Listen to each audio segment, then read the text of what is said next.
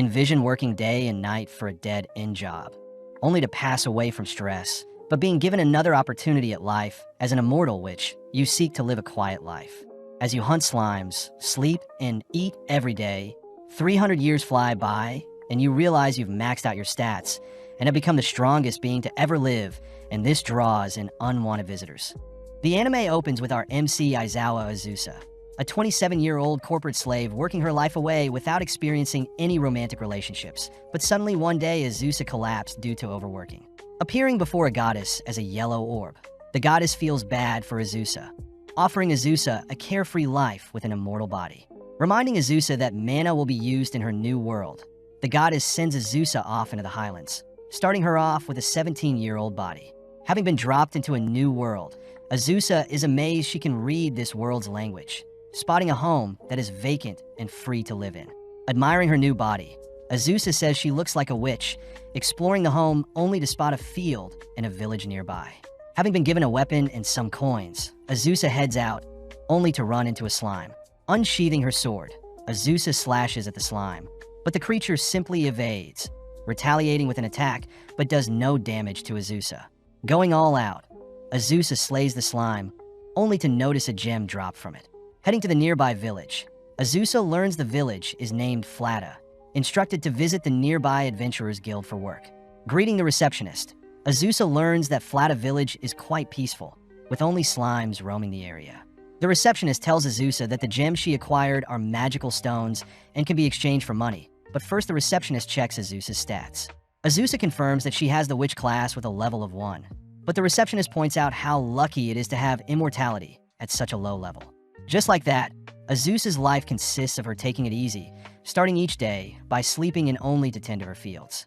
When she needs exercise, she slays slimes, aiming for 25 every day, and visits the forest occasionally to acquire the exact herbs she needs, thanks to her witch skill, only to sell them to the nearby village. After indulging in the laid-back life for 300 years, Azusa is seen tapping the slimes, curious as to how strong she's grown over time. Heading into town, Azusa is well known by everyone, having frequently treated patients with her medicine and even fighting off a plague that struck the town. Grateful to be given so much attention, Azusa exchanges her magical stones, only to be asked by the receptionist Natalie how strong she is. Having not checked in 300 years, Azusa chooses to evaluate her stats, shocking Natalie when she sees Azusa is level 99. Refusing to believe she's grown so strong by defeating mere slimes, Natalie points out Azusa has an ability that boosts her experience points earned, explaining how Azusa acquired over 10 million points over time. This is equivalent to 4,380 dragons slayed, meaning Azusa must be the strongest in the world. But Azusa states she doesn't want this attention ruining her peaceful life. Azusa asks Natalie to promise not to leak her status to anyone, heading to a nearby waterfall, only to freeze the entire location with a single ice spell. Forced to accept her insane growth, Azusa uses ice and fire magic to freeze and thaw meals, but one day suddenly gets a knock at the door. Spotting 4 adventurers outside, Azusa is petrified to hear them call her the level 99 witch, failing to come up with an excuse to convince them otherwise.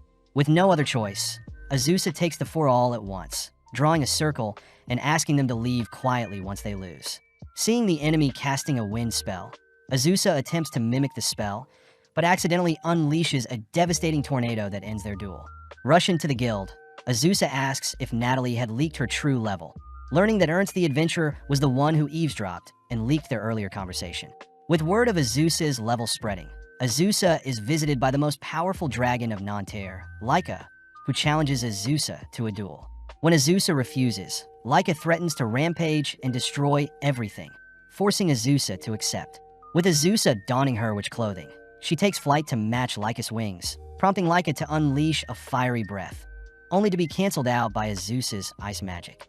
Impressed, Laika dashes forward clawing at Azusa, but upon seeing Laika trying to fire off another breath, Azusa simply freezes Laika's mouth. Falling out of the sky, Laika runs around mindlessly, accidentally destroying Azusa's house, forcing Azusa to knock Laika down with a single punch. Glaring at Laika, Azusa orders Laika to repair her house, something Laika agrees to do, asking for permission to retrieve funds from where they live. With Azusa warning Laika to not lie to her, Laika hurriedly flies off, leaving Azusa to head into town, seeing as her house is destroyed. As the town praises Azusa for fending off a dragon, Azusa chooses to stay at the Flattor village office, thankful to be given the guest house. Azusa realizes the girl serving her was a young girl she saved in the past, choosing to accept the town's kindness and head to the Keen Eagle restaurant. Warmly greeted by the townsfolk, Azusa orders her usual omelet and beef stew, enjoying the delectable meal as the town celebrates Azusa the Great Witch of the Highlands. Waking up the next day, Azusa receives a visitor, asking who the redhead before her is, only to be stunned realizing Laika has changed into her human form. With Azusa confirming that Laika has indeed repaid her debt, Laika shyly asks to be Azusa's pupil, horrifying Azusa as she only got so strong fighting lowly slimes. Laika states she was naive to claim herself as the strongest, wishing to work diligently like Azusa and grow stronger. Azusa realizes that Laika could take over the cooking and cleaning, immediately taking Laika as her pupil, learning that Laika was born 300 years ago as well. Returning to her destroyed home, Azusa notes how they should expand to fit more people, prompting Laika to take over as she carries over some resources, immediately working on the overall foundation and structure of their new house. As it gets dark, Laika says she'll work all night and finish in the morning, but Azusa stops Laika, demanding Laika to not overexert herself. Touched by Azusa's words, Laika is grateful to her master, both clocking out for the day, only to return in the coming days to finish up. With Azusa amazed by Laika's hard work, they rush into town to celebrate, all whilst Azusa thinks about her new life with her first pupil. With Azusa taking Laika with her to slay slimes, Laika is amazed at Azusa's speed when dispatching slimes, but is disappointed to hear Azusa only takes down slimes to train. Azusa scolds Laika for wanting to fight stronger enemies in order to boast about it, reminding Laika to take things one step at a time. But as the two collect the magical stones, a mysterious girl glares at Azusa from the forest. As the two head home, Laika offers to cook Azusa a meal, shocking Azusa seeing the plus-size dishes. As the two dig in, Azusa says they'll rotate chores, asking Laika if she has any questions for her, intrigued to hear Laika fears for the nearby village. Laika says she fears an evil mage or other monsters attacking the village will be more likely, especially since Azusa's mighty status will draw in others across the world, making the village one of Azusa's weak points. Laika suggests that they create their own magic, both heading to a cliff only for Laika to draw up a magic circle for Azusa to use.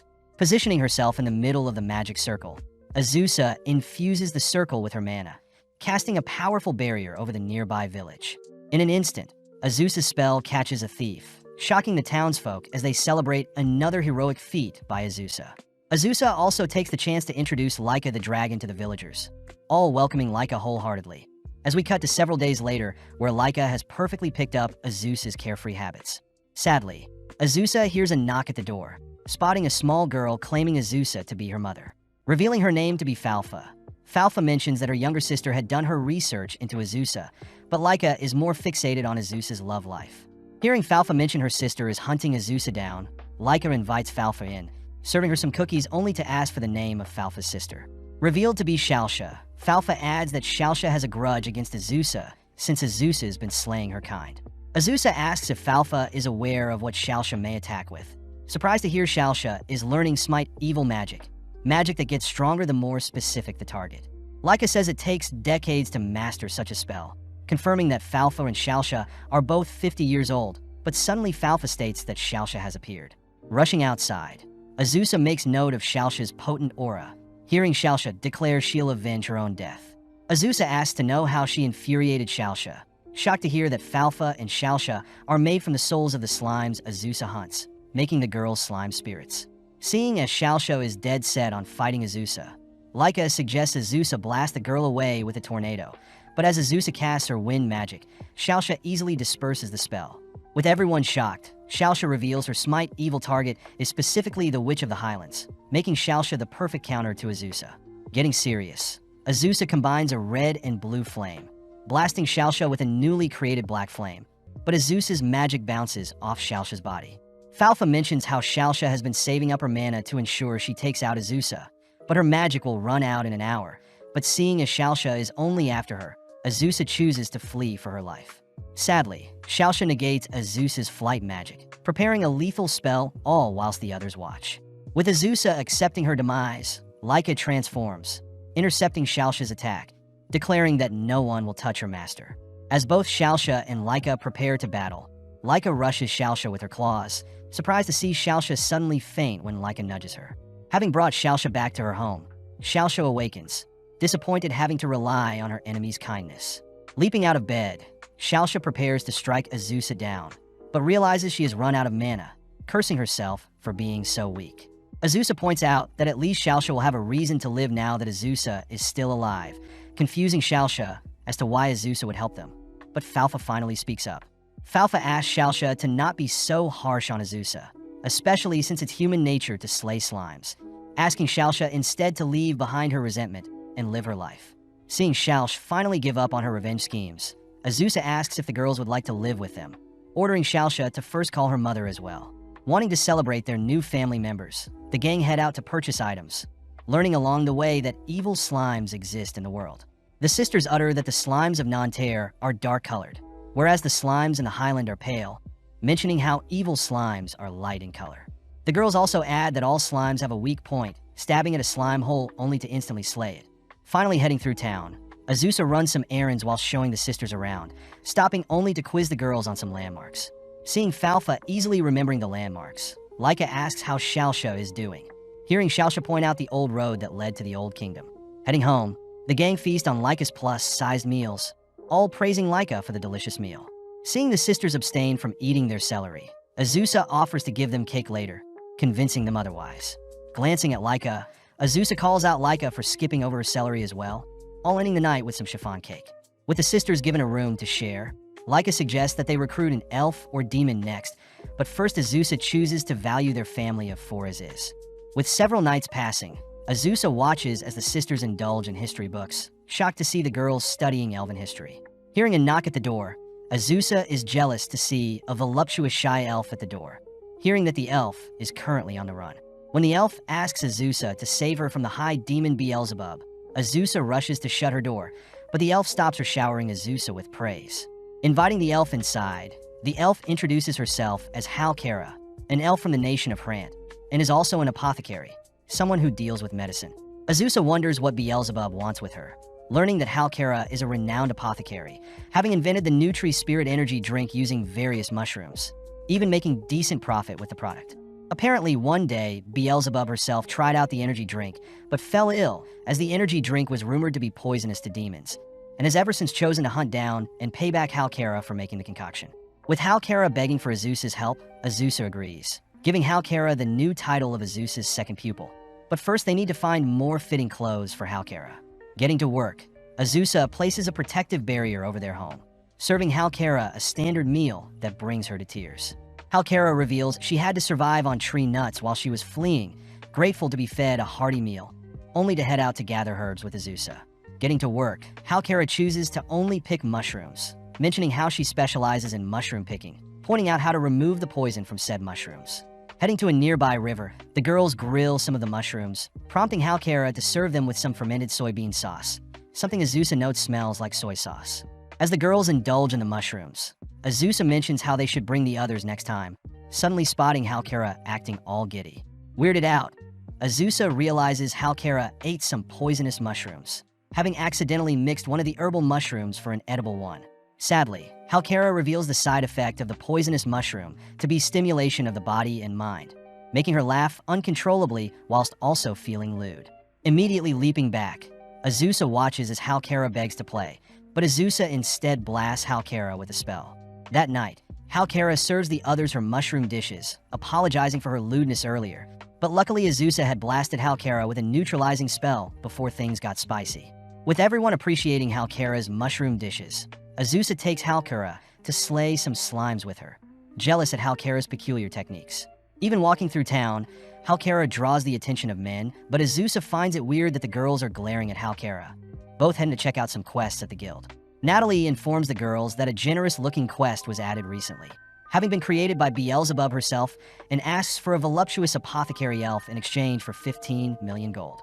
That night, Azusa deduces that Beelzebub putting up the quest must mean she is aware of Halkara's location, asking Laika to evacuate the sisters elsewhere. With Laika and the sisters immediately heading off, Azusa hopes her barrier will buy them some more time, watching as Halkara downs an energy drink to stay active.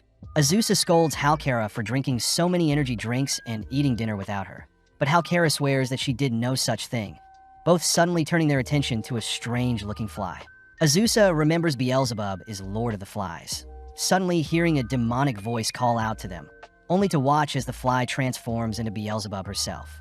With Halkara immediately bowing her head to submit, Azusa states she knows Beelzebub had lived alongside everyone the same time Halkara moved in, having needed to confirm that Halkara was the apothecary she was looking for. Grabbing onto Halkara, Beelzebub demands Halkara do what she says, but Azusa interjects stating that they should have a duel to settle this dispute. Laughing gleefully, they both agree to head outside, but as Beelzebub spreads her wings, she accidentally flies too high, ultimately getting zapped by Azusa's barrier. Hearing Beelzebub refuse to give up, Azusa suggests that they reschedule their duel, but out of nowhere, Beelzebub begins to quiver, suddenly falling unconscious. Placing her in one of the beds, Azusa prepares a healing spell, wondering if healing magic would work on a demon, but is relieved to see Beelzebub's pain go away. Waking up, Beelzebub thanks Azusa for saving her, asking to have more of Halkara's energy drink when she is better, confusing Azusa. Beelzebub reveals that Halkara's energy drink helped her pull an all-nighter, and it was ultimately her stress that caused her fever, not the drink itself. Additionally, the Nutri-Spirit energy drink is loved by the devil and all demons alike, relieving Halkara, but this news annoys Azusa. The next morning, Halkara explains everything to the others, revealing that she will continue production of her drink in their current province. Hearing that Halkara wants to remain as Azusa's pupil, Azusa has no problem suddenly hearing Beelzebub asking for a rematch when the time comes. Beelzebub says she'll teach Azusa how to summon her, but first teaches the sisters some history on demon society, only to become flustered hearing the sisters asking about Beelzebub's love life.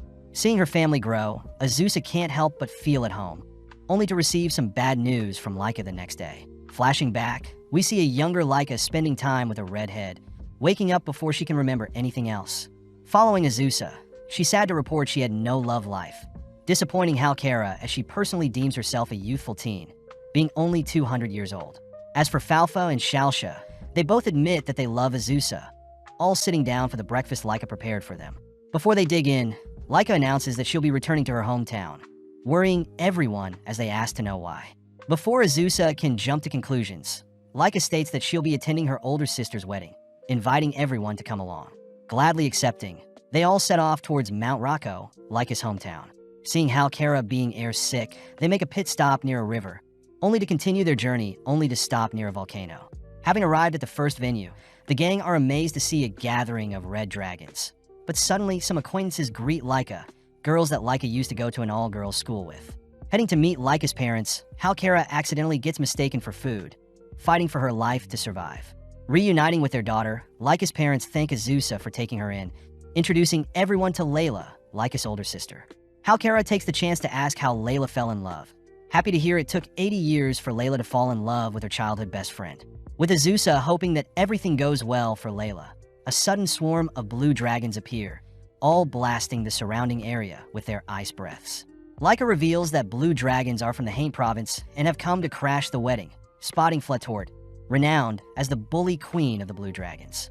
Flattor voices how jealous she is not to be married even after 400 years, stating that she'll freeze over the nearby volcano. But this forces Laika's father to call for an all-out war. Seeing as it's too dangerous, Azusa suggests that they all flee, spotting Halkara playing dead, but snaps out of it when a dragon approaches.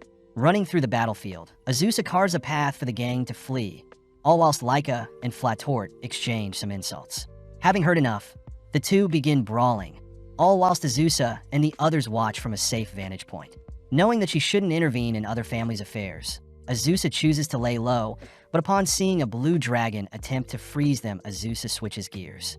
With a single kick, Azusa sends the stray dragon flying, asking Halkara to take the sisters elsewhere, while she personally assists the red dragons. Following Laika, she and her father seem to be cornered, only to spot a hail of fireballs drawing the surrounding blue dragons elsewhere.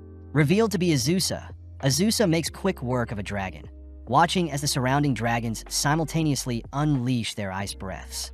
Erecting a fire barrier to defend, Azusa speeds towards the attacking dragons, instantly pummeling them all to the ground. Spotting Flattor nearby, Azusa dashes in for a lethal kick, surprised to see Flattor tank the blow. Seeing Flattor firing off an ice breath, Azusa simply counters with a fireball, followed up with an axe kick that sends Flattor plummeting out of the sky. With the remaining blue dragons fleeing, The red dragons celebrate a successful victory, but Laika remembers that Flattor has still sent a separate force to freeze their nearby volcano. Heading to the nearby hot spring town, Laika is worried the tourist may indirectly get hurt by the dragon's dispute, reassured by Azusa that everything will run smoothly for her sister's wedding. Hearing commotion nearby, our duo rush up some stairs, spotting a flock of blue dragons bound to the ground by some dark magic. Realizing it to be the work of Beelzebub, Beelzebub mentions how she frequents the hot springs in town, annoyed when she stumbled onto some blue dragons threatening to run amok in town. Laika is amazed that Beelzebub bound 5 blue dragons with a single spell, learning that Beelzebub has lived for 3,000 years, reminding Beelzebub of her rematch with Azusa. Azusa takes the chance to thank Beelzebub, flustering her as she's showered with praise, only for the gang to return to the others, with Beelzebub helping to bind the other blue dragons, allowing Laika to order Flattor to return to her human form, handing Flattor a bill to cover all the damages and medical bills for the injured. Seeing Flattor refuse at first, Laika states Flattor will remain bound until she accepts, ultimately forcing Flattor to agree. Additionally, Azusa takes the chance to ask Flattor to sign a treaty for the blue and red dragons to get along, forcing Flattor into submission when Azusa gives off a menacing glare. With Beelzebub personally standing witness to the agreement of the treaty, Flattor feels defeated, exciting Azusa as she graciously thanks Beelzebub with another hug. Moving on to the second party, Azusa notices all the red dragons take their human form, but gets worried seeing Halkara stumbling around with booze in her hands. With Beelzebub joining the conversation, they all watch as Layla and her groom appear, all dazzled by Layla's beauty. Layla is glad to see Laika make so many friends, happy to hear Laika wish her the best, but is more surprised seeing Flattor giving her blessings as well. That night, Azusa and Laika catch some fresh air, leading Laika to request something from Azusa. As Laika rests on Azusa's thighs, she mentions how Layla would also comfort her when her parents scolded her, grateful that Azusa will now take care of Laika in Layla's place moving forward. With both girls returning to the party, they're disappointed seeing Halkara completely sloshed, forcing Beelzebub to hoist her away. Seeing Azusa has returned, Beelzebub suggests they all indulge in the hot spring, cutting to later that night where the girls all decompress. Azusa points out how Beelzebub is like an older sister. Flafa and Shalsha are her daughters. Laika is her younger sister, and Halkara is the troublesome junior.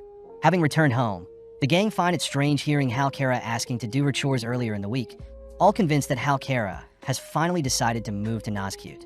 With Halkara returning late that night, the gang throws Halkara a final goodbye party, but Halkara reveals that she is simply building another factory in Nazcute.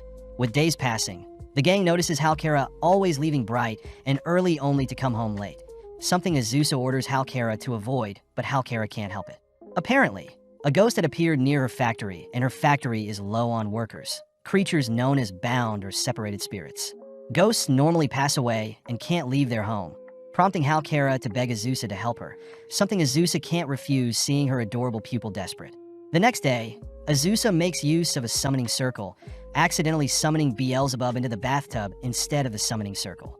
When Beelzebub is asked to help out with removing the ghost, the sisters charm Beelzebub into agreeing, all waiting until night only to head to the town of Nazcute. At first glance, Halkara's factory is quite creepy, especially with the weird cat statue she placed outside. Nonetheless, Beelzebub takes the lead, allowing Azusa to hold her hand, followed by Halkara tagging along. With our trio heading to the most common room of the ghost sighting, Beelzebub gets annoyed seeing how cowardly Azusa and Halkara are, ordering the ghost hiding to show herself.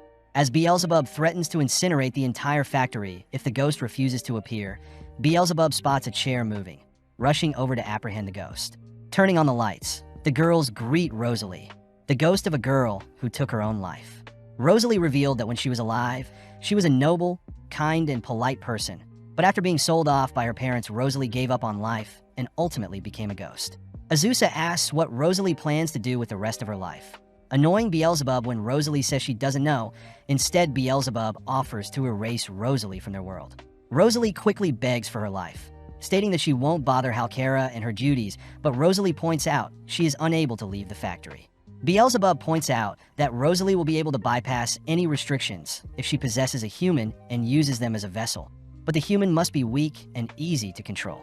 Unanimously turning to Halkara, Halkara is strapped to a chair, reminded that she is giving her body to save her factory. Giving it a go, Rosalie enters Halkara's body, amazed that the possession worked, but is more fixated on Halkara's assets. Azusa suggests that they move Rosalie to their home, wanting to give Rosalie the life she never got when she was alive, a remark that makes Rosalie cry, swearing to be Azusa's sister for life. Introducing Rosalie to everyone else, Beelzebub chooses to head to sleep first, leaving Rosalie to show everyone what she can do.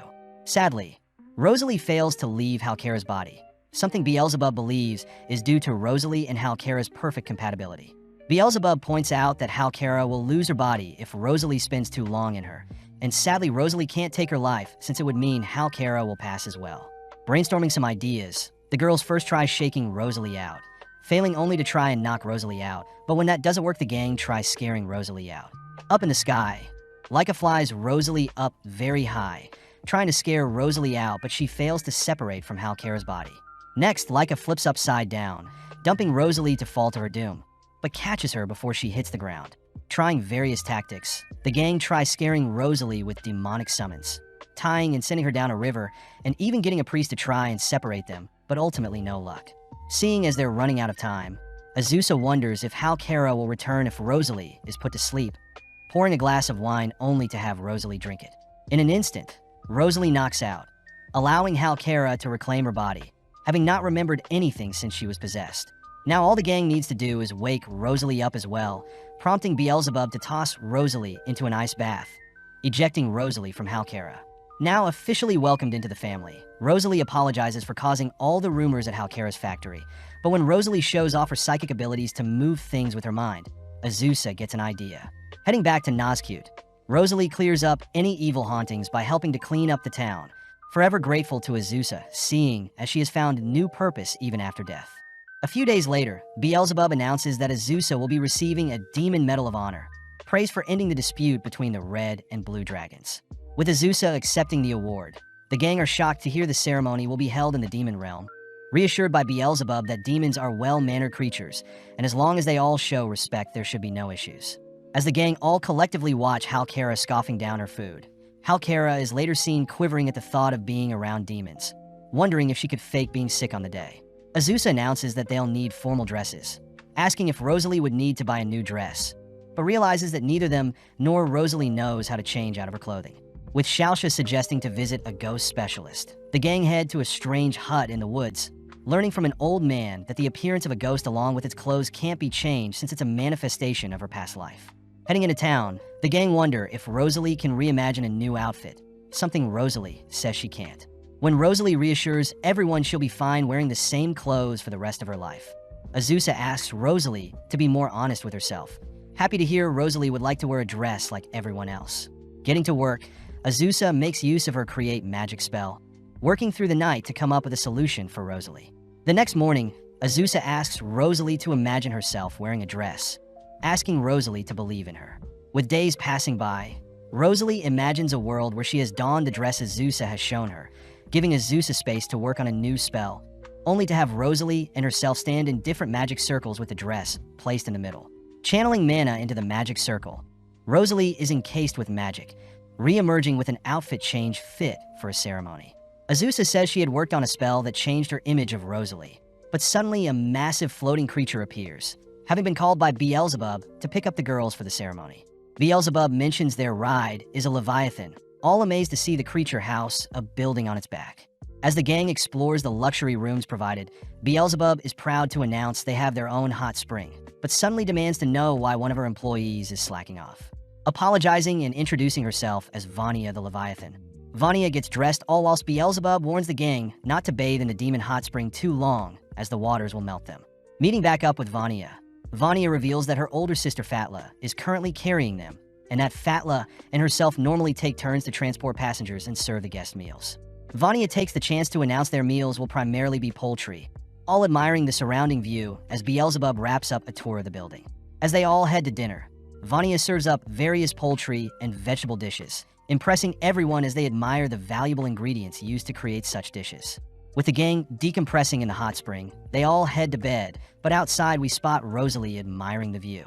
Looking off into the endless abyss that is the demon realm, Rosalie notices Halkera has woken up, having wanted some fresh air. Rosalie thanks Halkera once again for helping her explore the greater world, but Halkera reminds Rosalie that their family and such things are natural, heading off to take another bath before going to bed. The next morning, Azusa is glad to see everyone in such high spirits, horrified upon learning that Halkara was last heard visiting the hot spring while sleepy. Luckily, Halkara had fallen asleep under the bed. Cutting to later that morning, where Beelzebub introduces everyone to the royal capital of Vanzeld, mentioning how the gang will first meet the Demon King before the ceremony.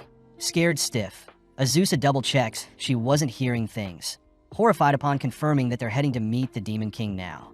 Landing in the city of Vanzeld, the gang are escorted by carriage, spotting all types of demons that resemble both humans and animals. Arriving at Vanzeld Castle, Azusa finds an excuse to avoid meeting the Demon King, but Beelzebub reminds everyone that the Demon King wants to personally meet them. Upon entering the castle, the gang spot a maze-like structure, learning that the maze is meant to trick attackers or intruders, but luckily Beelzebub has no issues escorting everyone through the maze. Now in front of the throne room, Beelzebub reassures everyone that the Demon King is quite easygoing, opening a pair of massive doors, only to lay eyes on the jaw-dropping throne room. Before the gang can reach the center of the room, a small demon girl excitedly greets everyone, first shaking Azusa's hand only to move on to Halkara.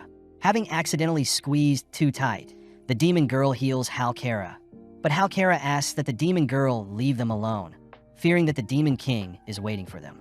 Leica points out how the throne is currently vacant, all hearing as Beelzebub announces that the Demon King is standing right in front of them, revealed to be the demon girl, Demon King Provapicaralies.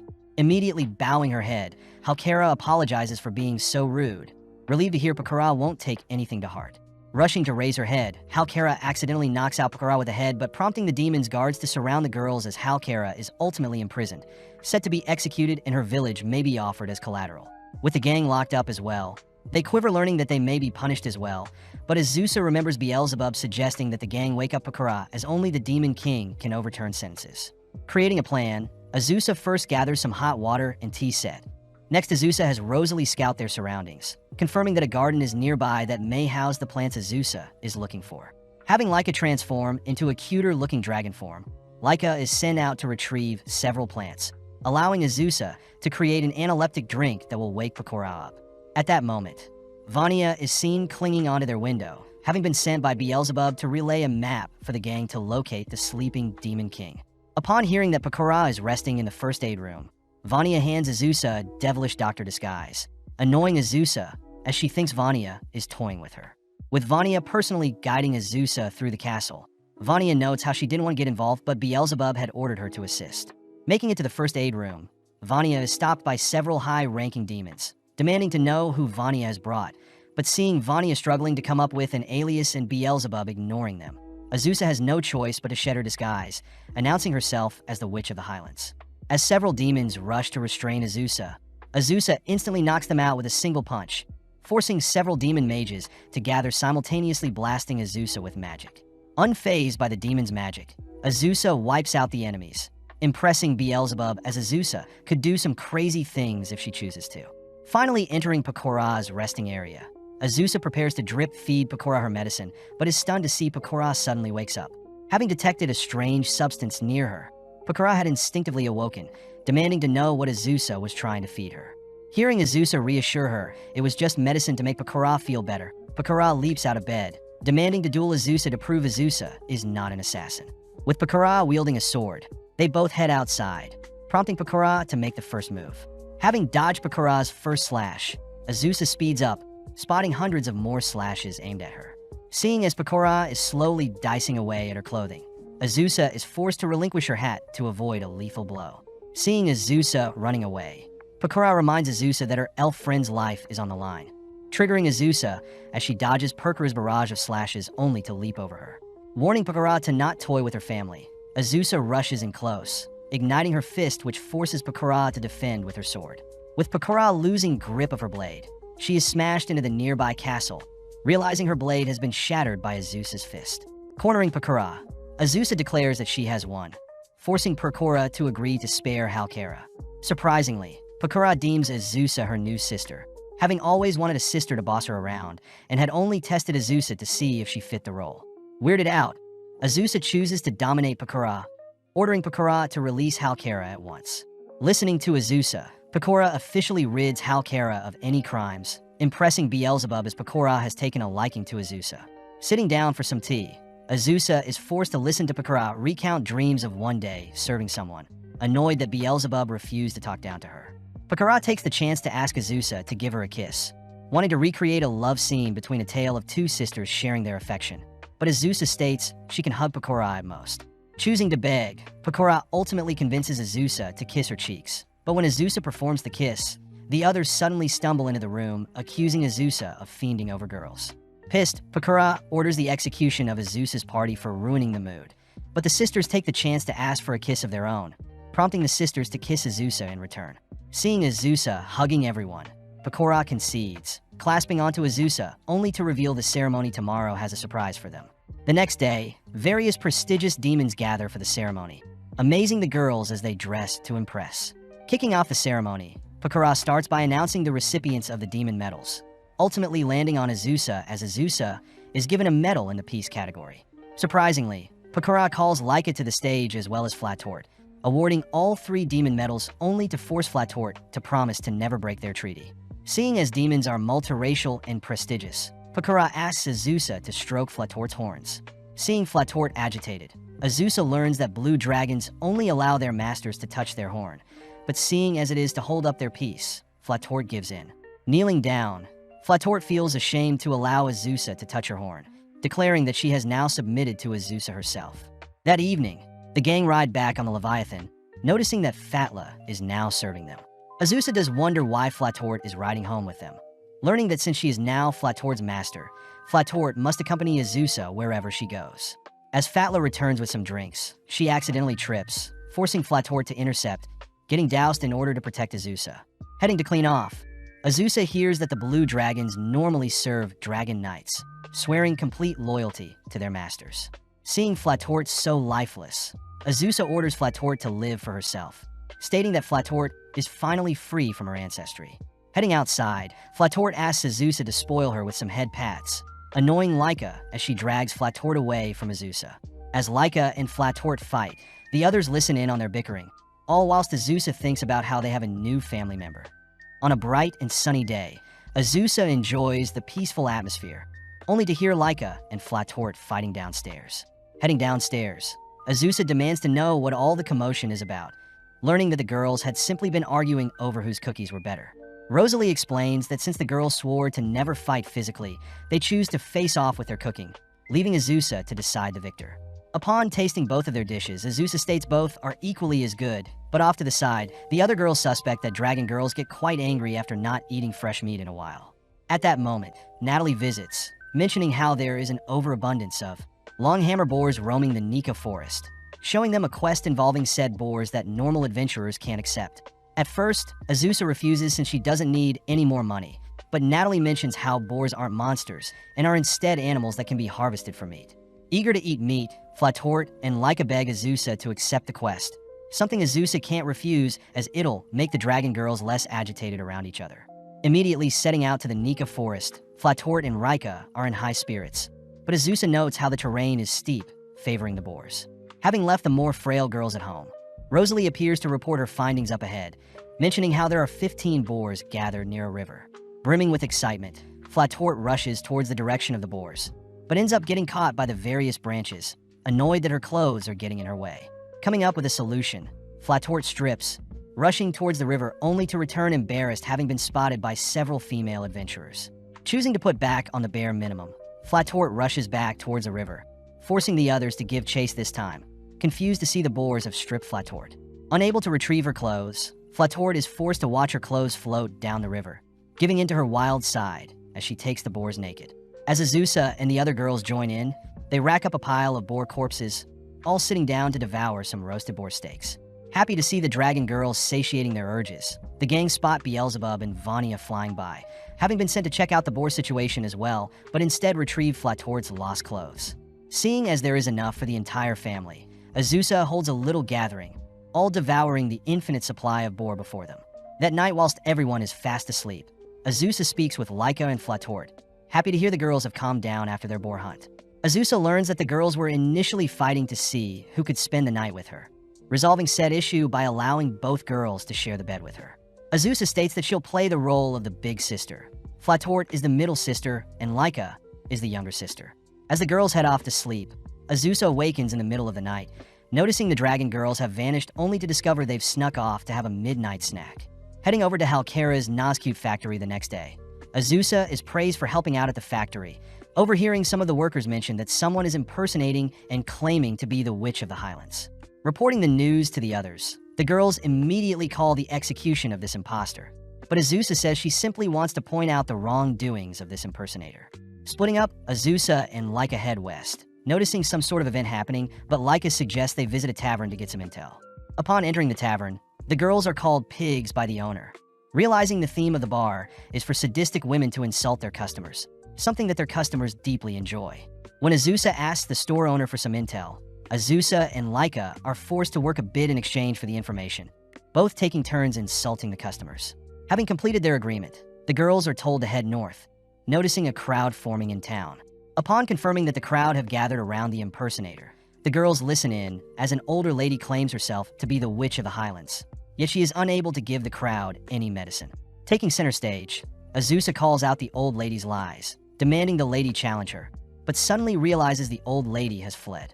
With Laika helping track down the lady, Azusa chooses to cast a binding spell, forcing the imposter to shed her disguise, revealed to be a young girl. Returning to her home, the young girl introduces herself as Ino the Witch, someone who also dabbles in medicine creation.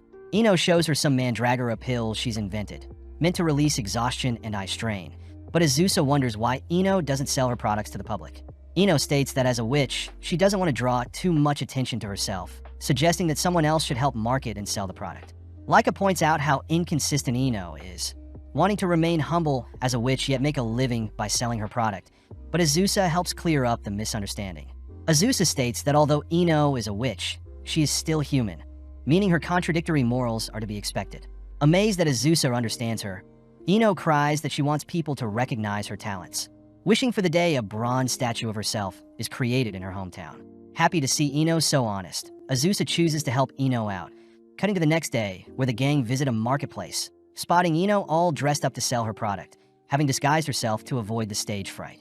At the same time, Azusa spots Laika and Flattor selling her cookie for profit as well, weirded out to see the sadistic tavern owner has set up shop as well. With Ino's store popping off, we cut to several days later where Azusa is happy to hear Ino's pills are slowly growing in popularity, making Halkera wonder if there is a business opportunity to be made. As Azusa whips up a meal for the family, she is suddenly called by Shalsha, both rushing upstairs only to spot slime has invaded their home. Before Azusa can slay the slide, Shalsha reveals that the slime is Flafa, having just woken up to see her sister has become a slime. With the gang gathering around Falfa, they rack their brains for a way to turn Falfa back, wondering if Falfa can simply transform back to her human form. Sadly, Shalsha says slime spirits can do no such thing, making Azusa wonder if she'll need to create a spell to solve this rare scenario. Summoning Beelzebub once again, Beelzebub is heartbroken to learn Falfa has become a slime, revealing that Azusa should consult the intelligent slime that resides in the Demon Castle. With Laika helping escort the gang to the Demon Castle, Beelzebub leads them deeper underground to where the intelligent slime is, embarrassed to admit that she had forgotten how to navigate the maze-like castle. Having made it back to the surface, the gang are greeted by Pakura, asking for a kiss from Azusa, only to point the gang to a nearby shed where Beelzebub unearths a hidden passage, ultimately making it to the intelligent slime's lair. Seeing a board filled with words hung up on the wall, they learn the slimes use it to communicate, prompting Beelzebub to ask if the intelligent slime knows how to revert Falfa back to her human form. The intelligent slime states that the gang should visit the tallest mountain in the Temuriana province, where a magician slime will help with their problem. But seeing as it's getting late, Azusa says they'll resume searching tomorrow, giving the intelligent slime the nickname of Intel Eye. Returning home, Azusa helps feed Falfa some vegetables, relaxing with a warm bath only to head to the designated location the next day. Upon knocking on the home of the magician slime, Azusa is greeted by a young girl, surprised to hear the magician slime is the girl, having used transformation magic to take the form of a human. Heading inside, Azusa gives the magician slime the nickname of Meiji, asking for help with Falfa's issue. Borrowing Falfa, Meiji stuffs her face into Falfa's body, figuring out that Falfa had turned into a slime due to her damaging a muscle when sleeping, suggesting the gang visit Fighter Slime, as transformation magic will only temporarily solve the issue. Meiji points the gang towards the southern town of Kelni, learning that Fighty the Fighting Slime is obsessed with growing stronger. Having entered a fighting tournament, prompting Azusa to suggest she join and force Fighty to help them. The next day, the gang visit Kelney, surprised to see lots of buff men are lining up to participate in the tournament, even spotting Beelzebub disguised as to not draw too much attention. With both girls entering the tournament, both Azusa and Beelzebub easily progress to the semifinals, but when Azusa gets pumped to face Fighty in the finals, Azusa spots Beelzebub defeating Fighty in the semifinals, losing all motivation to continue participating. With only Azusa and Beelzebub's match left, Azusa is happy to see Fighty help restore Falfa to her human form, promising to win as to not let her family down. Seeing as it's the perfect stage for their rematch, both girls get serious, exciting Beelzebub as she rushes forward with a sneak attack. Reading her movements, Azusa attempts to counter, watching as Beelzebub spreads her wings to fly and evade, surprising onlookers as they fail to realize Beelzebub is a demon. Azusa asks that Beelzebub attack her face-on. Shocked to hear Beelzebub is aware of several weak points on Azusa, but seeing Beelzebub still hesitant to attack, Azusa is forced to taunt Beelzebub. Angry, Beelzebub dives head first at Azusa, but as the smoke clears, it's revealed that Azusa had stopped the attack by grasping onto Beelzebub's cheeks. Now on even footing, Azusa dashes in close for a punch, blocked by Beelzebub, who retaliates with a flurry of attacks. As both girls exchange equal blows, Beelzebub declares Azusa as a worthy rival, but Azusa can't help but notice Beelzebub growing weaker the longer they fight.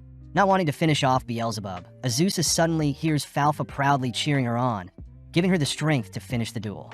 As Beelzebub charges in for the finishing blow, Azusa slips her punch, finishing Beelzebub off as Azusa is declared the ultimate winner.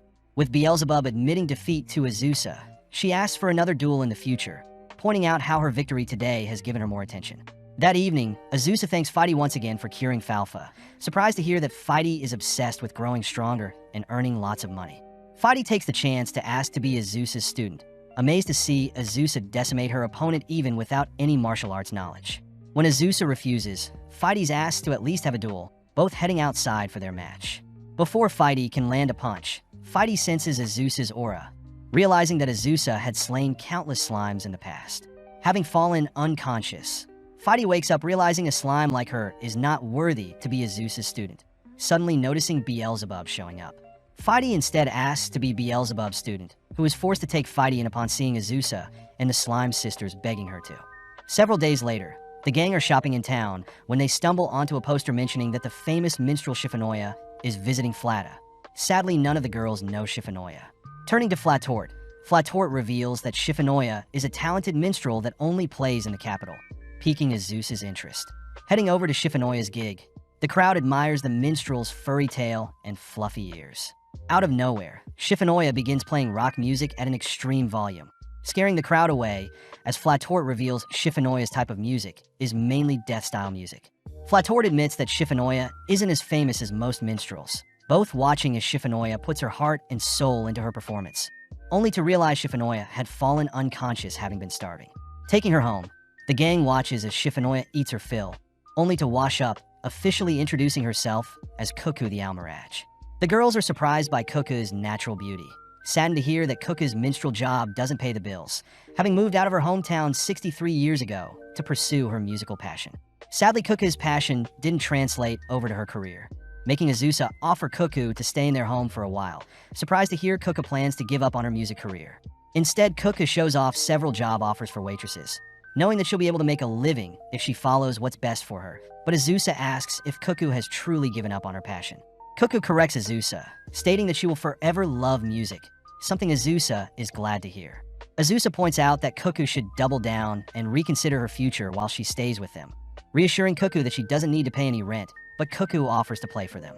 Upon hearing her death rock persona, Cuckoo stresses out the girls as they can't bear Cuckoo's music, forcing Azusa and Flattor to have a meeting with Cuckoo.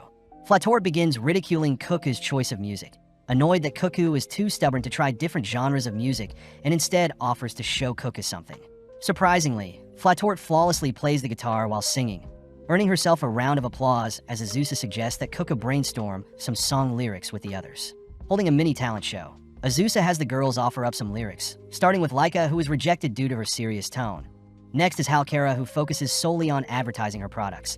Then it's the Slime Sisters, who show off a adorable-sounding song, only for Rosalie to wrap up the show with a gloomy and depressing song. Having been inspired, Cuckoo agrees to shed her old persona of Shifanoya, spending more time with the girls as she brainstorms a completely new style. With it already being several days, Cuckoo decides to head out, reminded by Flattor that she needs to stay consistent and persevere to make up for her lack of musical talent.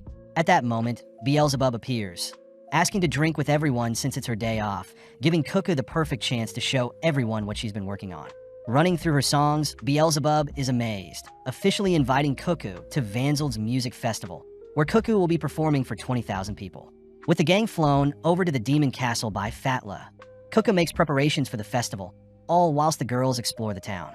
Returning that evening, Azusa spots Cuckoo more demoralized than ever, especially after seeing the venue size.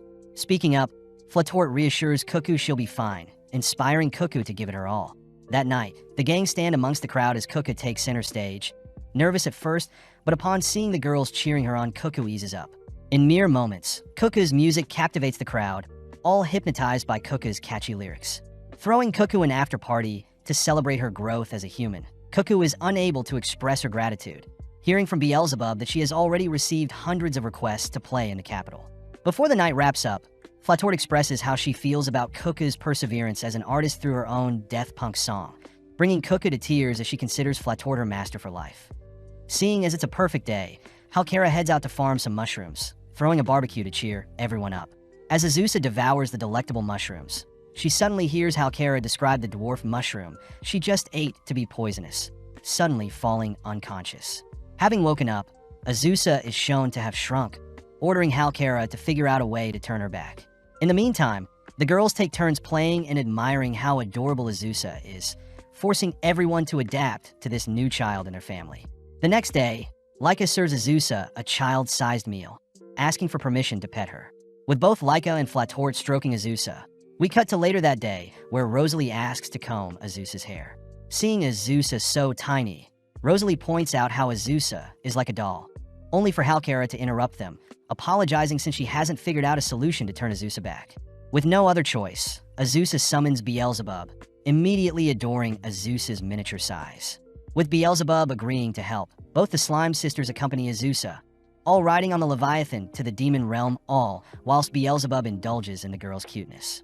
Walking through the castle, Azusa fears Pakura will learn of her tiny form, suddenly picked up as Pakura hugs Azusa tight. Pakura divulges that in the demon realm, a world tree contains pharmacists that should have the knowledge to cure any disease, suggesting Azusa climbs said tree. Azusa hears that the world tree is hollow, is like a complex maze, has 108 floors, and is filled with wild animals. Seeing as she has no choice, Pakura asks for Vania and Fatla to escort Azusa, all three immediately heading out. Upon entering the entrance, they note the dungeon-like structure, but are shocked to see the first floor has been converted into a tourist store with a sign pointing to an elevator to the 10th floor. Fatla mentions how coins are demon currency, and the higher people want to go the more expensive, pointing out how wolves can be seen roaming the 11th and 12th floors. With Vania purchasing the trio some famous deep-fried buns, the gang ride the elevator to the 11th floor, noticing they need to pay 500 coins as they want to see the wildlife. Paying the coins, the gang head into the jungle area, suddenly surrounded by wolves, but as the wolves pounce on them, it's revealed that the wolves are tamed, having detected that their visitors are quite strong. Azusa hears that there will be an elevator to the 17th floor and another one on the 19th floor, shocked to hear the outrageous prices needed to ride the elevators, hearing that the world tree had been intentionally converted into a dungeon to force people to use the elevators. Having made it to floor 38, the trio rests for the night, choosing to indulge in a hot spring. The sisters take the chance to thank Azusa for this experience. Having only visited the world tree when they were younger, all three agreeing they'll aim for floor 84 tomorrow.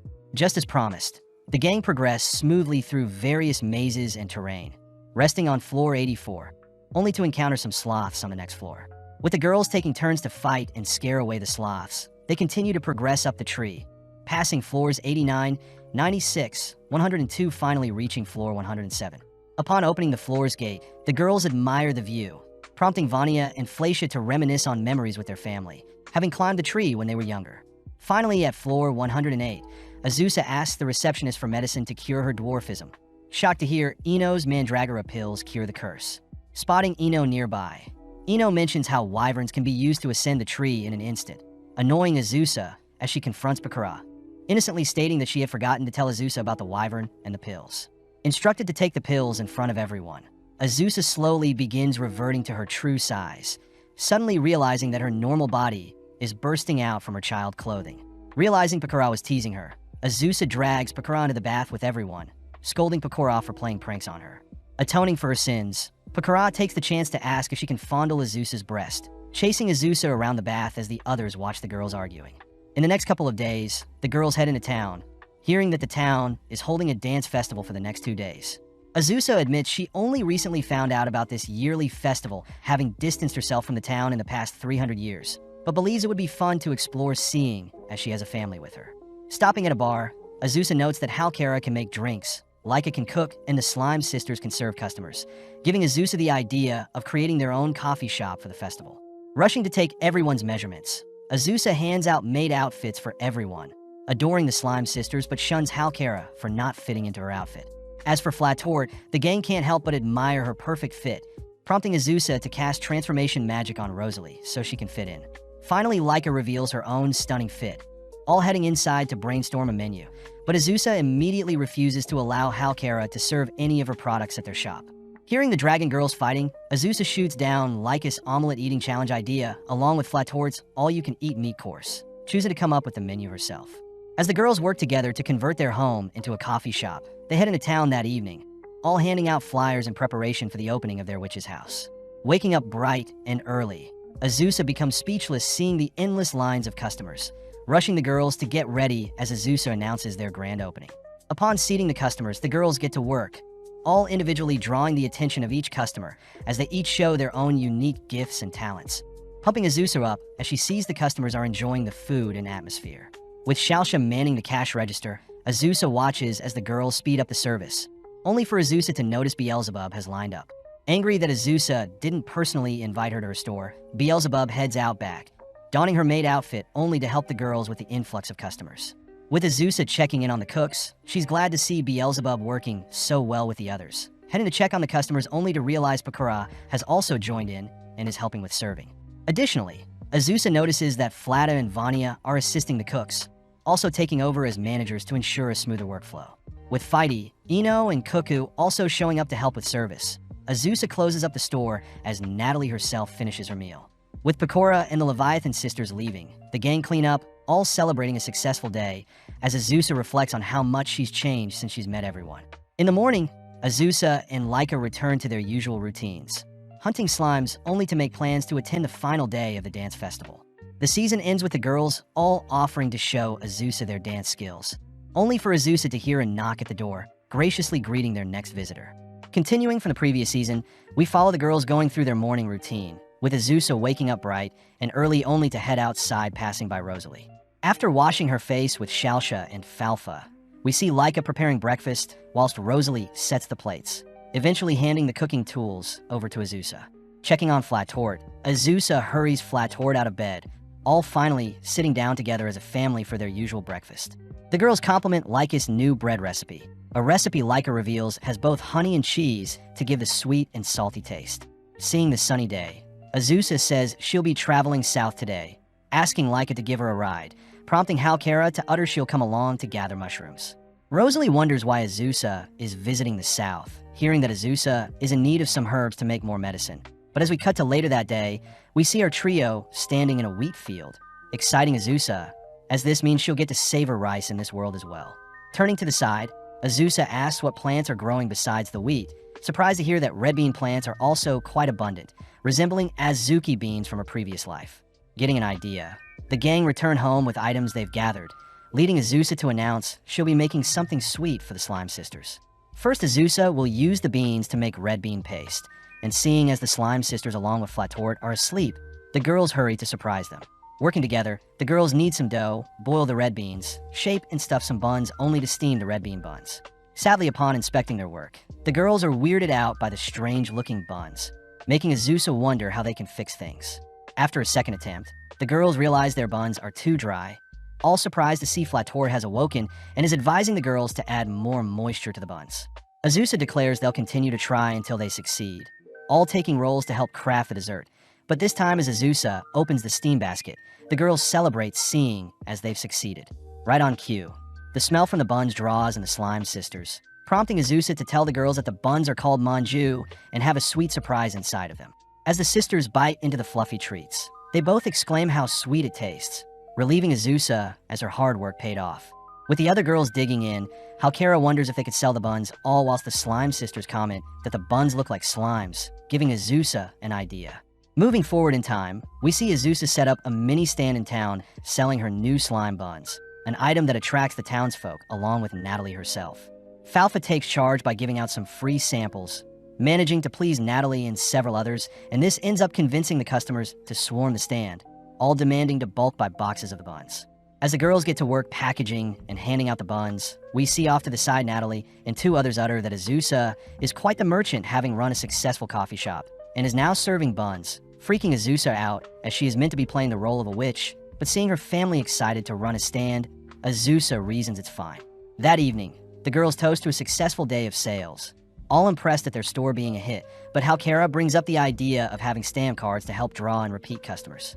Seeing the stamp card, Xiaoxia utters that the stamp card belongs to the goddess Megamega, being quite popular nowadays, seeing as the goddess tends to meet people in person, and this usually brings good fortune to those who meet her or attend her shows. Azusa also hears that goddess Megamega also agreed to partner with Halkara's drink brand, but upon seeing a poster detailing Megamega's next show will be in the capital, the gang decide they'll check out the goddess themselves. In the provincial capital of Vita May, it turns out that Azusa, Halkara, and Xiaoxia are the only ones interested in meeting the goddess, but Xiaoxia in particular seems to be brimming with excitement. Azusa takes the chance to ask what gods Xiaoxia love, prompting Xiaoxia to begin lecturing the girls on the existence of gods and when they were first discovered 1,500 years ago. But as the trio continue through town, they all spot hundreds of flyers for Megamega's show. Heading to the event venue, the trio are seated amongst the crowd, but as the room lights go dim, the crowd begins to roar, all holding up Megamega memorabilia. With the curtains opening, Azusa suddenly spots a familiar-looking face ascend the stage, screaming out loud as Azusa realizes Megamega is the goddess that reincarnated her. Megamega is happy to see Azusa is doing great, but hearing a crowd member ask why Megamega has descended to their world, Megamega explains that high-ranking gods govern multiple worlds, whereas a low-ranking god like herself governs a single. Megamega declares she'll make sure her world is the happiest, garnering cheers from the crowd.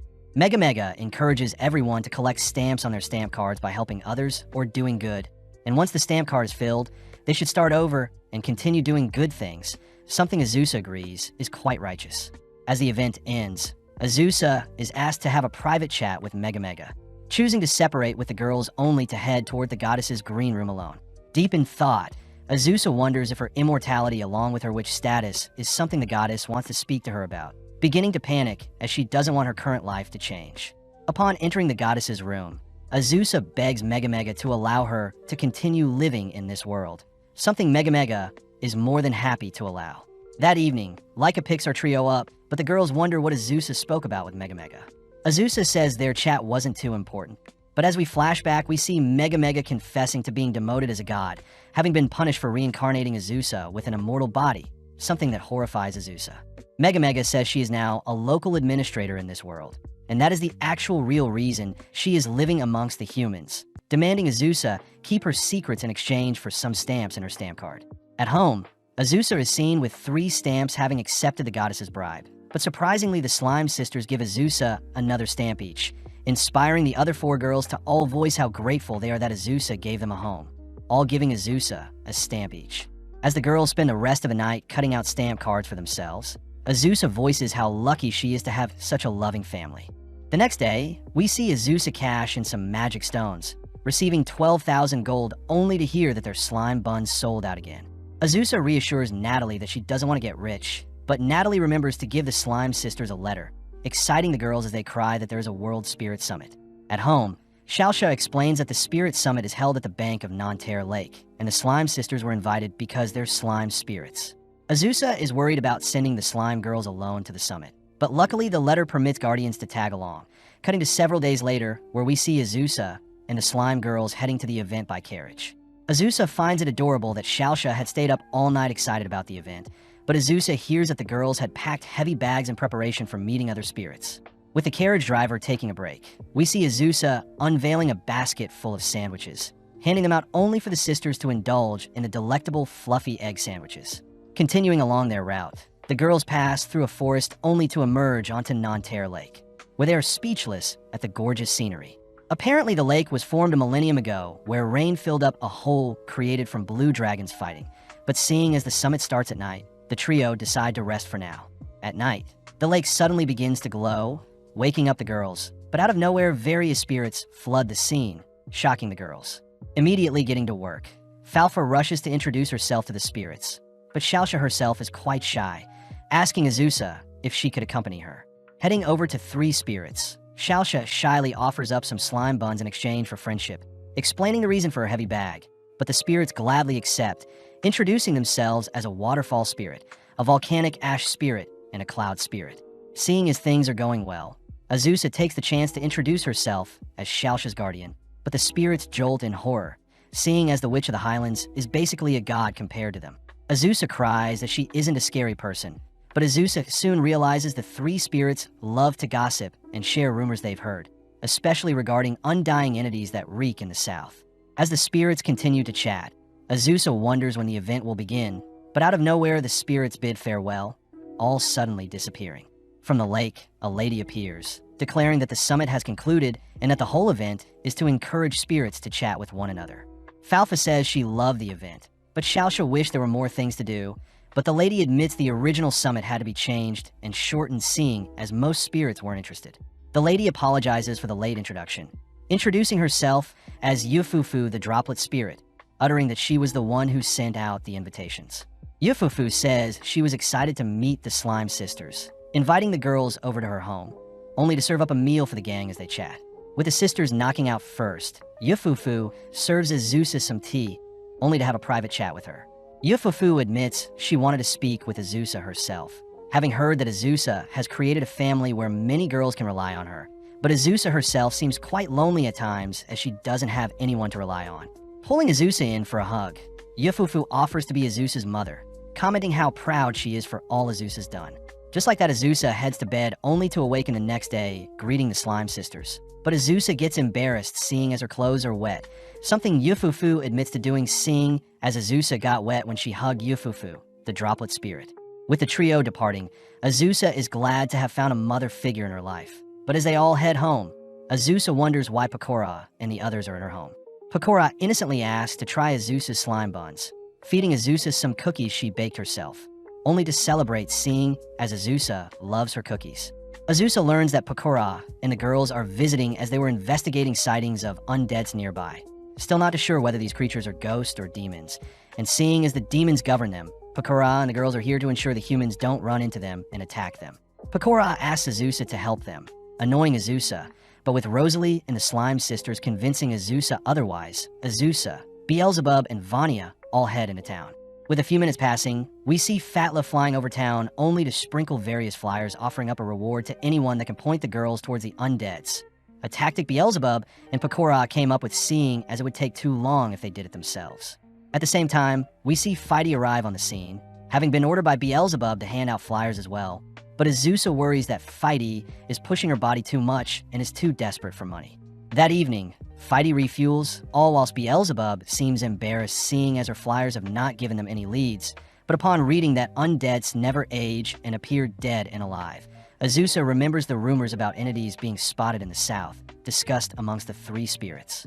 Immediately heading south, the gang stumble onto a village, remembering that undeads love rotten fruit, but upon seeing an older lady carrying around some rotten fruit, the gang decide to follow her. The lady is seen visiting a house, calling out to Pondeli, but the person that answers the call seems to be an exhausted cat girl, having stayed up all night. Seeing as Pondeli isn't what they're looking for, Azusa suddenly finds something strange about how the girl is speaking, all waiting for the lady to leave only to knock on the house themselves. Azusa pretends to be delivering something, prompting Pondeli to open her door, suddenly freaking out seeing strangers, but Beelzebub has already wedged her feet between the door. Beelzebub declares Pondeli to be the undead she's looking for, but when Pondeli denies the claim, Beelzebub threatens to cast a purifying spell on her to check. Pondeli eventually gives in, inviting the gang into her home only to admit she has been an undead for 40 years, having originally lived in the capital. Pondeli states that she spent too much time lazing around and eventually forgot to eat and passed away, but luckily Pondeli magically became an undead. Pondeli is grateful that she now has all the time in the world to laze around and not work, even choosing to monitor the gravestones nearby to ensure they don't fall over, but the girls still point out how pathetic Pondeli sounds. Pondeli utters that a downside of being an undead is that she has no one to play with as her friends all grow up and leave her, but Fighty mentions how training alone is a must to get strong.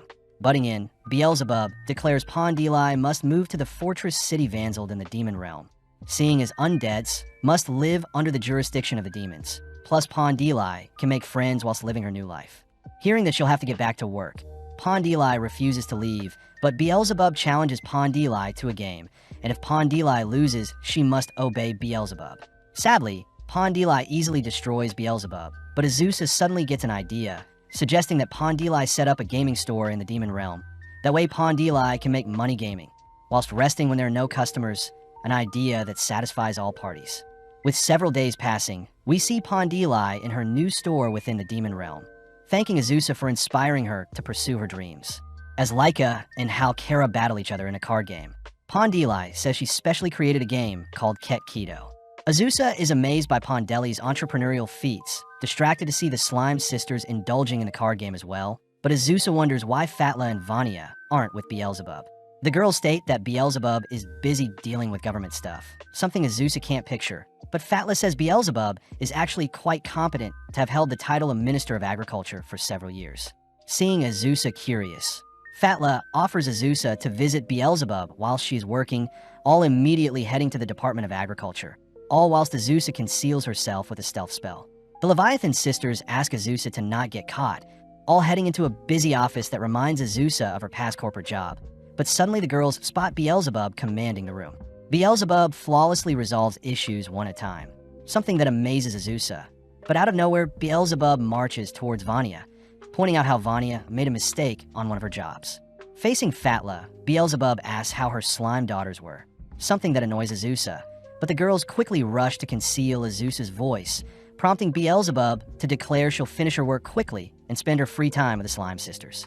As the Leviathan sisters work through the day alongside Beelzebub, Azusa can't help but get bored and hungry, accidentally drawing Beelzebub to her location in the room. But once again, Fatla manages to cover for Azusa, instead mentioning how she bought new flowers for the room. Seeing as it's lunchtime, Vanya arrives with specially prepared box lunches, unveiling 4 lunch boxes for the gang, but Fatla quickly rushes to cover them up, realizing that it may give away Azusa's presence.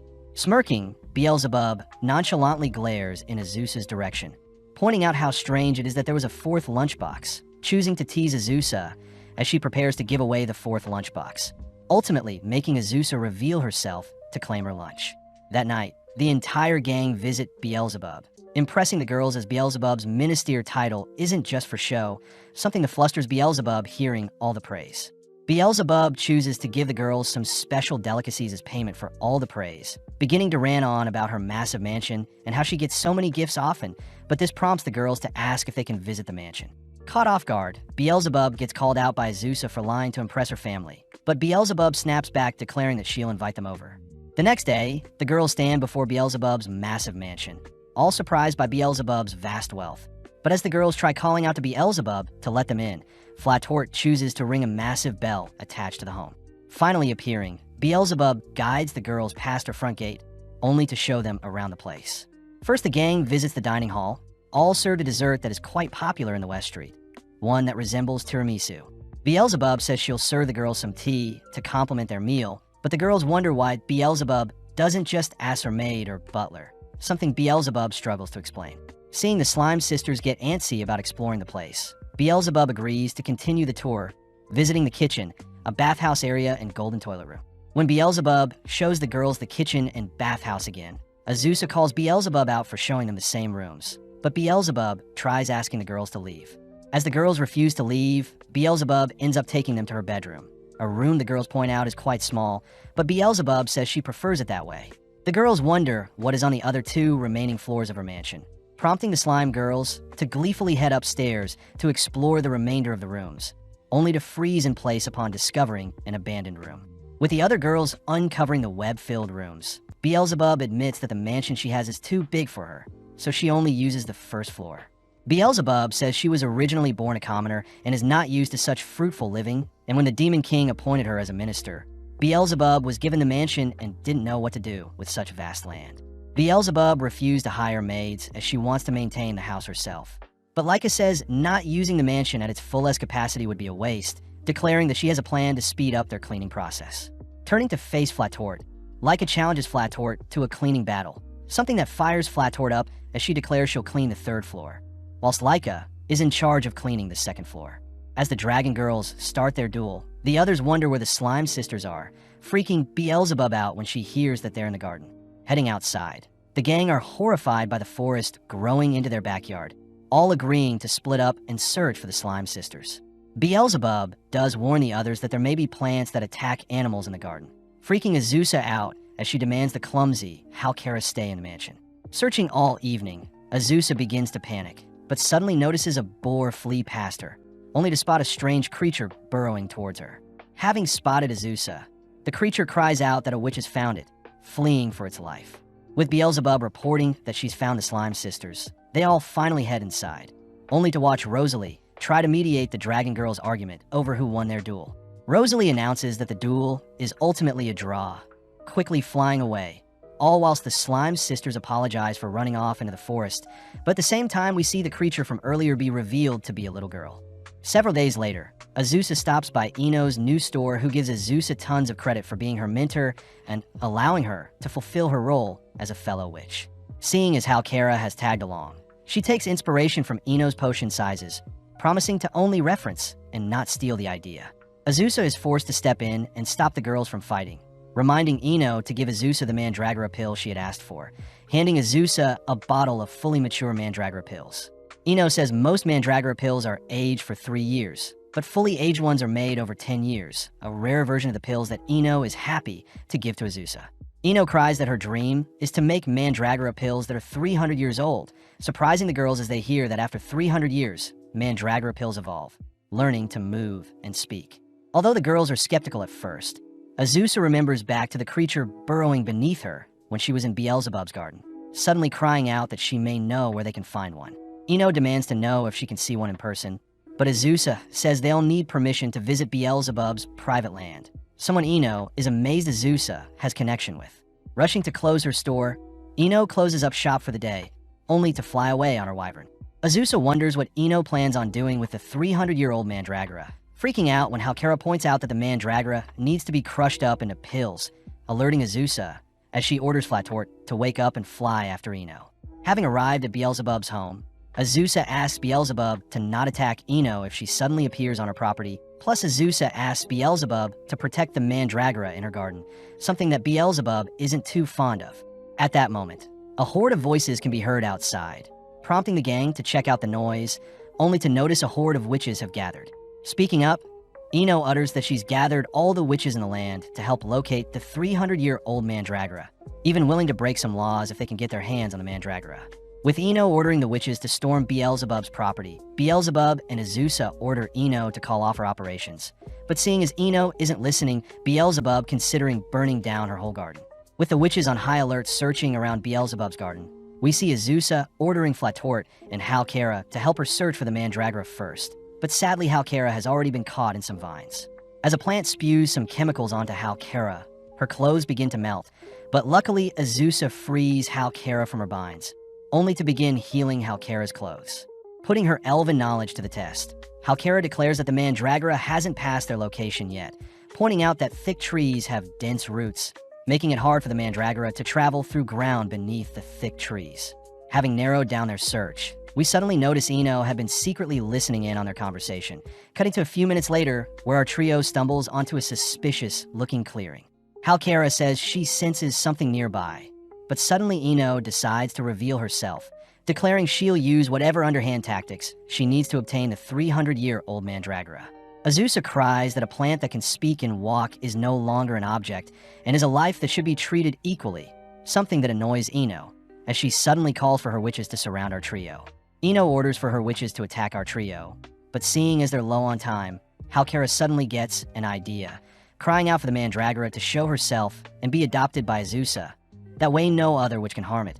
Surprisingly, movement can be seen underground, something caused by the Mandragora that burrows past the other witches only to willingly leap into Azusa's arms, begging for help. Azusa warns the witches to back off unless they actually want to fight, showing off the mandragora to be a sweet, innocent girl, asking if Ino and the others can really crush up the little girl. Ino admits that she thought the 300-year-old mandragora would be more monstrous, ultimately convincing Ino and the witches to accept defeat, seeing as Azusa did technically find the mandragora first.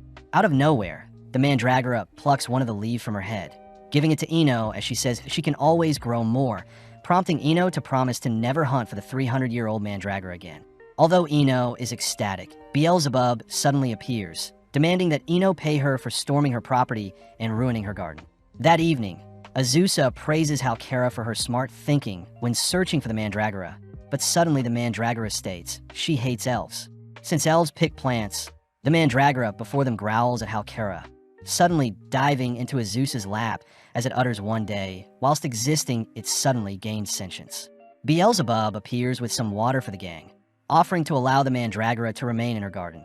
But the mandragora says the garden is quite boring and lacks sunlight. Getting an idea, Azusa offers up her own home, stating that in the highlands there will be plenty of sunlight and room for the mandragora to roam, something that excites the little girl. Leaving Beelzebub's home, Beelzebub wonders what the mandragora's name is, surprised it doesn't have one, but the mandragora refuses to accept a silly name. Azusa says since the mandragora likes dirt, water, and sand, Azusa decides to call the girl Sandra moving forward, a name the girls all agree is quite fitting. As they ride Flattor home, Azusa asks that Sandra try to get along with everyone, especially since now she is part of their family. At home, the Slime Sisters introduce themselves to Sandra, receiving a shy greeting back from Sandra, something Azusa finds adorable seeing as Sandra is way older than the Slime Girls. When Laika calls the gang to eat dinner, they're all shocked to hear that Sandra doesn't need to eat, as plants only need water and sunlight to survive. Azusa asks what room Sandra would like to take, hearing that Sandra will sleep in the garden outside, a convenient place for everyone. With dinner over, Azusa scolds the Slime Sisters for leaving their vegetables untouched again, but suddenly Sandra cries that vegetables served today are yucky, offering to harvest some delicious tasting carrots and cabbage. Sandra gets to work, laying the groundwork for a clean vegetable patch, only to show off her hard work a few weeks later, amazing Azusa. Choosing to hold a carrot and cabbage party, the girls are all pumped to try the new vegetables, but the Slime Sisters are clearly against a meatless meal.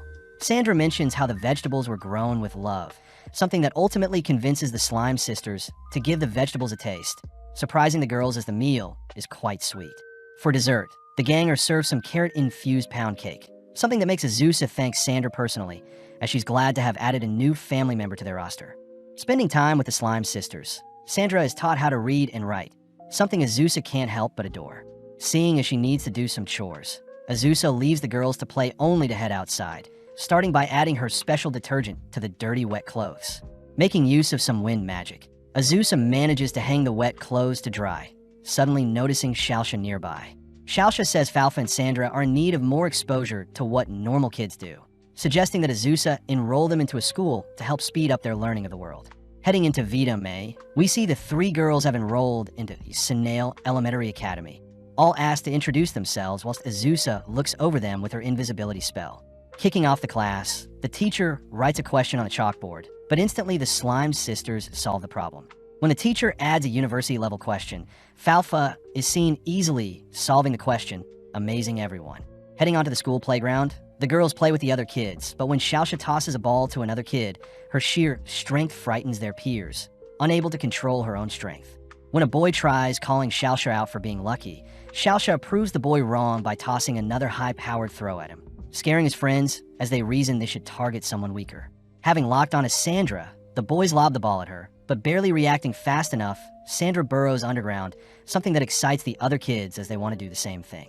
Seeing as her daughters are doing fine, Azusa heads over to tell Yufu about the girls enrolling into school, noting how the Slime Sisters ended up graduating on her first day, something that makes sense since they're overqualified for elementary school. As for Sandra, Azusa says Sandra will be remaining at school, although she is quite shy. Having prepared some mushroom creamy pasta for Azusa, the girls sit down for a meal, exciting Azusa as Yufu is feeding her like any mother would. Interestingly enough, the gnome mushrooms taste familiar to Azusa, suddenly shrinking in size. Yufu pretends it was an accident, suddenly rushing over to snuggle with Azusa as she asks Azusa to play the part of her daughter, something Azusa doesn't mind, but Yufu's hugs have gotten her soaking wet. Seeing as Yufu wants to nurture others so badly, Azusa introduces Sandra to Yufu, someone Yufu immediately takes a liking to seeing how adorable Sandra is. Surprisingly, Sandra herself loves hugging Yufu since Sandra is a plant that absorbs Yufu's moisture. As Yufu gets started on making dinner, Azusa plays with Sandra, both beginning to roleplay, with Azusa acting as a town shoemaker and Sandra as the town cedar tree.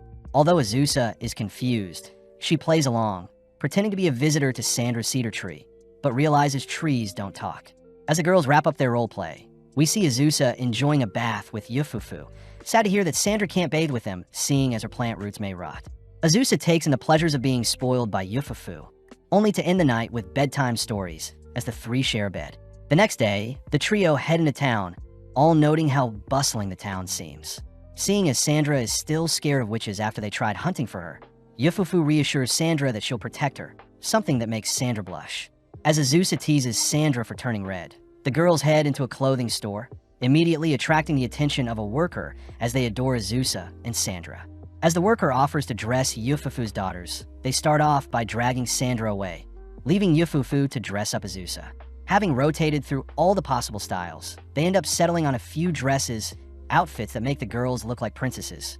Seeing as there is quite a lot of luggage, the girls head into an alley, only for Yufu to ask the girls to remain in place, suddenly disappearing as she plans on dropping off their purchases at home. Having been left alone, two men suddenly rush Azusa and Sandra, easily bagging both girls. Tossed into a carriage, the men are revealed to be kidnappers who plan to hold the girls for ransom money, but this clearly terrifies Sandra. Traveling through a forest and into the mountains by carriage, the girls are brought to the men's hideout, but before they can enter, Azusa declares she'll have to punish the crooks. Easily breaking free from her binds, Azusa starts off by knocking out her captives with 2 kicks, only to free Sandra as well. Choosing to enter the men's hideout, Azusa kicks down the door, bursting towards the 3 station men, only to dispatch them as well. As Azusa turns to check on Sandra, she suddenly realizes another man is holding her captive, demanding Azusa give herself up. With no other choice, Azusa prepares to stand down, but suddenly a powerful water beam sends the man flying into the nearby wall, revealed to be Yufu, who has returned to rescue her daughters. Embracing the girls with a hug, we cut to that evening where the kidnappers have all been handed over to the town's guards, only for the girls to stroll through town. As they reflect on their day, Azusa is surprised their harrowing experience made her grow closer to Sandra, but Yufu is thankful to Azusa for allowing her to take care of the children she always dreamed of having, all agreeing to do it again in the future. Having returned home, Azusa is seen back in her adult body, a little annoyed that Laika and Flattor were fighting over which dress suited her mini-self better, plus how Kara and Rosalie tried convincing Azusa to stay miniature for a little while longer. Azusa says she is grateful for Ino's medicine as it reverted her back to normal, heading downstairs only to watch Sandra show off the words she learned how to write. Surprisingly, Sandra announces that she doesn't want to stay in school, seeing as she wants to spend more time around with the others at home. Several days later, we follow Laika doing the laundry, all whilst reflecting on her first time meeting Azusa. Inside the house, the girls admire their fruitful harvest, but Sandra takes note of the mild itch mushroom. Halkara proudly states that the mild itch mushroom gives the eater a tickly feeling, but Azusa orders Halkara to get rid of them. Spotting the slimed sisters hiding, Azusa pretends to ask where the sisters are, only to play along when the girls jump out and scare her. At that moment, someone visits their home, cutting to later that day, where Fighty and Laika are sparring, something that Flattor loves to watch, whereas Sandra is disgusted at their barbaric nature. Azusa reveals that Fighty is training since she will be entering into a martial arts tournament in the Haint province for 30 million gold. As Laika and Fighty match each other's strengths, Fighty declares she'll show off her secret technique, only to throw out several low kicks. Although Azusa considers the technique quite boring, it manages to catch Laika off guard, forcing her to leap back only to unleash her fire breath. Panicking, the girls ask if Fighty is hurt, but seeing as she is still ablaze, Fighty begins to roll on the ground to quench the fire, but accidentally rolls off the nearby hill. Having reverted into her slime form, they hold a meeting inside, realizing that this scenario is similar to when Falfa reverted into her slime form. Seeing as Fighty can't transform back, but can still talk, the girls wonder what Fighty will do about her tournament in 5 days. But Fighty says she'll just have to attend in her slime form. Feeling bad for causing trouble, Laika offers to join the tournament as Laika the Slime Mancer and win the prize alongside Fighty. With several days passing, we see Azusa and Flattor sitting in the stands, munching on some fried chicken as they await Laika and Fighty's match. Panning out, we see Laika and Fighty matched up for the third match of the tournament, facing Gondada, who immediately underestimates our duo. As the match starts, Laika calls for Fighty to attack, prompting Fighty to surround Gondada and begin tripping him with her secret technique. In mere moments, Laika is announced as the winner, cutting to later that day, where the girls celebrate Laika and Fighty, making it past the preliminary rounds. Azusa is surprised at how close Laika and Fighty have gotten, even choosing to talk for Fighty, as Fighty seems to be conserving her energy for her matches tomorrow. As the duo head to bed, Azusa notices Flattor seemingly zoning out, but when Azusa checks on Flattor, she says it's nothing. The next day, Laika and Fighty make it to the final round with the help of Fighty's secret technique, only to be matched up against Domremy, the Armored Knight. Domremy declares that their armor will stop Fighty from tripping them, but as the duel begins, we see Laika sending Fighty to attack. Trying to trip Domremy, Fighty fails to make the knight budge, dancing around it only to return to Laika. As the crowd cheers for Domremy, Azusa wonders what the duo will do, but as Laika sends out Fighty once more, we watch as Fighty begins to wrap around Domremy. Choosing to infiltrate the knight's armor, Fighty ends up choking the knight from within, immediately ending the duel in their favor, something Azusa notes was quite cheap. Outside the tournament, Fighty celebrates winning the cash prize, excited to splurge on herself for winning. As Fighty departs, Azusa once again notices Flattor staring off into the distance, only to hear that Flattor's home is nearby. Setting off that afternoon, Azusa accompanies Flattor as they fly towards her homeland, fearing that she'll be mocked by her kind for submitting to another. Flattor does reassure Azusa that she doesn't regret taking Azusa as her master, but is more annoyed seeing Laika tagging along, having wanted to spend more time with Azusa. As the trio head into the mountains, Azusa notes the horrifically cold weather, something Flattor thrives in. Heading to her snowy homeland, we see Flattor reunite with her parents, Kane Resk and Armishtan, only for Azusa to see how weird and quirky Flattor's parents are. When Flattor introduces Azusa to her parents, Kane Resk and Armishtan both recognize Azusa to be the Witch of the Highlands, only to ask if Azusa would like to duel them later. Moving on, Flattor introduces Laika, but seeing as there is a red dragon before them, they glare at their natural sworn enemy, asking if Laika herself would like to battle as well. Seeing as the town is curious as to how strong Azusa is, Azusa agrees to beat them into submission to ensure no one visits her home and challenges her, starting off by pounding a blue dragon into a nearby mountain. Up next, Kane Resk asks to face off against Azusa, but not long after transforming, Kane Resk is defeated. Stepping up, Armishtan tries blasting Azusa with his ice breath, but retaliating with a fire spell, Azusa wipes the floor with Kane Resk only to begin beating up other challengers.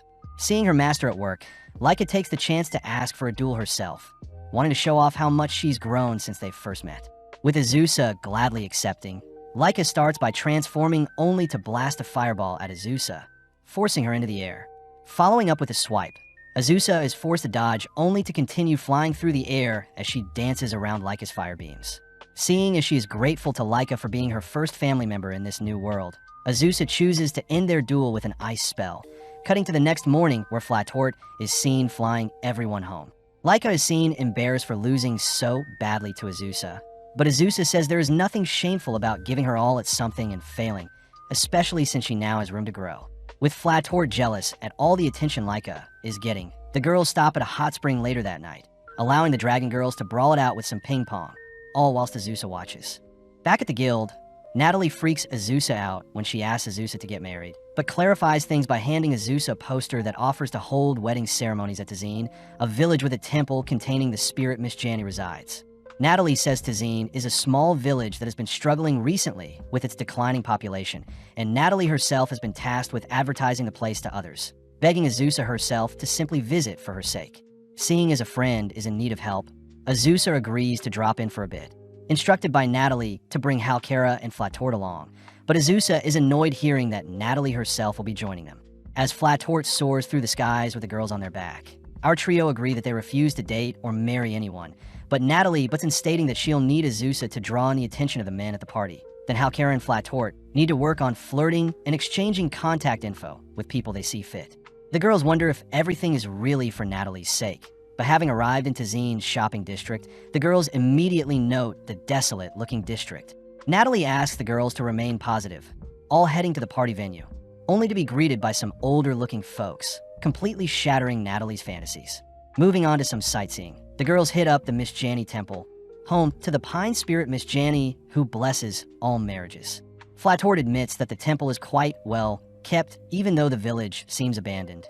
But seeing Natalie depressed, Azusa tries cheering up the mood. Interestingly enough, Azusa spots a girl sitting next to the statue, introduced as Miss Janny the Pine Spirit, and is someone that can't be seen by normal humans. Miss Janny says her main job is to mediate marriages, but seeing as less people are visiting, her business is falling apart. With Halkara and Natalie unable to see who Azusa is talking to, Flattor manages to detect Miss Janny, choosing to wrestle her into submission only for Miss Janny to agree to show herself to the others. Sitting down in a private room, Natalie takes the chance to ask for a handsome, rich, and smart man. But Miss Janny sadly says such a specimen doesn't exist, upsetting Natalie as Miss Janty can only mediate marriages, not create them. Miss Janny asks Natalie to attend a matchmaking party in town, but sadly the girls utter they already had a look around, and it seems only older men are attending. Seeing as there is nothing left, Natalie states they'll be leaving, but Miss Janty begs Azusa to help her. Miss Janny requests that one of the girls get married and offer up a prayer along with some money to help her business stay afloat, but this pisses Natalie off as there is clearly no benefit to helping the greedy spirit. Azusa says none of them want to get married, but Miss Janny offers up alternative plans that don't force the girls into getting married. Cutting to later that day, where Miss Janny tells the Slime Sisters about holding a ceremony to ensure their sibling bond will stay strong forever.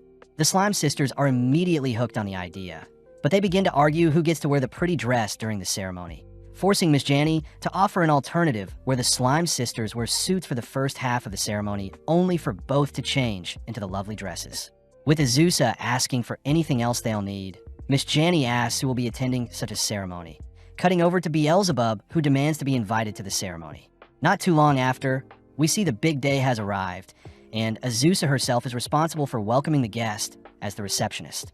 Off to the side, Rosalie notices Eno selling her new Energy Forest drink to the other guest, annoying Halkara as she has got new competition.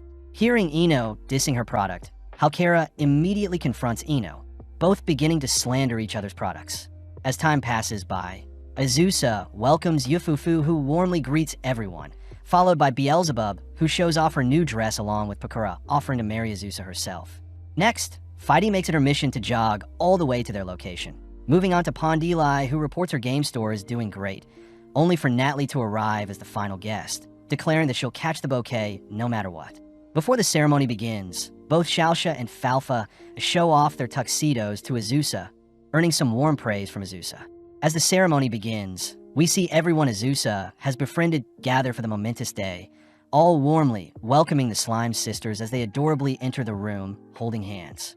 With cheers of joy and applause from the crowd, the sisters head towards the stage where Miss Janty personally officiates and blesses the ceremony, declaring that the souls of the two sisters will forever be intertwined. To top things off, Miss Janny hands the sisters rings to certify their forever-lasting bond. But before things wrap up, Azusa is escorted out back by Miss Janny. Given the important role of reintroducing the sisters in their dresses, Azusa proudly walks the girls back down the aisle and towards the stage, once again showered by a round of applause, only for Miss Janny to ask the sisters to share any closing remarks. Falfa starts by thanking Shalsha for being her big sister, and it was due to her attacking Azusa that fateful day that they've lived a more fulfilling life, something that the crowd finds endearing. Next, Shalsha thanks Falfa for always caring for her, adding that Azusa herself should get tons of credit for changing the lives of many, all embracing each other as the crowd roars with excitement. Seeing as the ceremony is finished, the Slime Sisters thank Azusa with a kiss on her cheek each, cutting to later that evening where Azusa and the Slime Sisters personally thank Miss Janny for an amazing memory they'll forever treasure. Back home, the Slime Sisters get to work planting a pine tree Miss Janny had gifted them, but within 3 days the pine sapling became a towering pine tree. Azusa is annoyed that it's blocking their view. Plus, Sandra says the tree is sucking up all her nutrients. But out of nowhere, a small tree house can be seen amongst the pine tree branches, revealed to be Miss Janny herself. Azusa hears that Miss Janty is opening a separate branch for her Miss Janny temple in the Highlands. But luckily, Azusa is able to convince Miss Janny to move her operations far away from her home. Cutting to a few days later, where Azusa discovers the new temple has been opened in the Flattor village. At home, Laika mentions how a hot spring will counteract the cold weather, but Flattor calls out Laika for being weak, declaring that they should visit the ocean instead. Intrigued by Flattor's idea, the girls utter that they want to search for sea creatures in the ocean and that they don't mind visiting any nearby beaches, and seeing as the southern sea should be quite warm, they all agree to head out immediately. Arriving in a more toasty terrain, the girls admire the gorgeous sea before them, prompting the slime girls to begin making sandcastles whilst Rosalie heads to search for any buried treasures near a cliff. Sandra begins taking in the warm sun, all whilst Flattor and Halkara rush to embrace the sea. But out of nowhere, they feel a tingling sensation all throughout their bodies. Returning to shore, Halkara and Flattor cry that they've been stung, pointing out the hundreds of jellyfish that reside in the sea. With the girls forced to admire the sea from a distance, we see Halkara and Flattor have recovered with some medicine. But the girls are disappointed they won't be able to swim alongside the sea creatures within the ocean. Off to the side, the girls notice someone painting by the ocean, prompting Azusa and Halkara to greet Kirillina, asking to see what she is painting. Strangely enough, Kirillina's painting is quite morbid looking, plus most of her other works are quite grim and hard to look at. Kirillina mentions how she is a jellyfish spirit and is struggling to sell her paintings, but Azusa wonders if Kirillina could communicate with the jellyfish in the water and ask them to leave. Sadly, Kirillina says jellyfish float aimlessly and allows the current to take them wherever.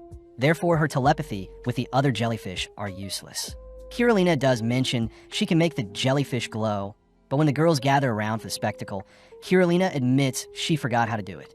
Just then, Kirillina mentions how she can ask the ocean spirit to move the waves to escort the jellyfish elsewhere, but she states she'll need something in return, asking the girls if she can paint them. First things first, Kirillina heads to talk with the ocean spirit, forcing the girls to wait for 30 minutes as Kirillina ends up spending time with the waterfall spirit. Luckily, Kirillina keeps up her end of the deal, calling for the ocean spirit to work its magic as the jellyfish in the sea are suddenly swept away, allowing the girls to finally embrace the ocean.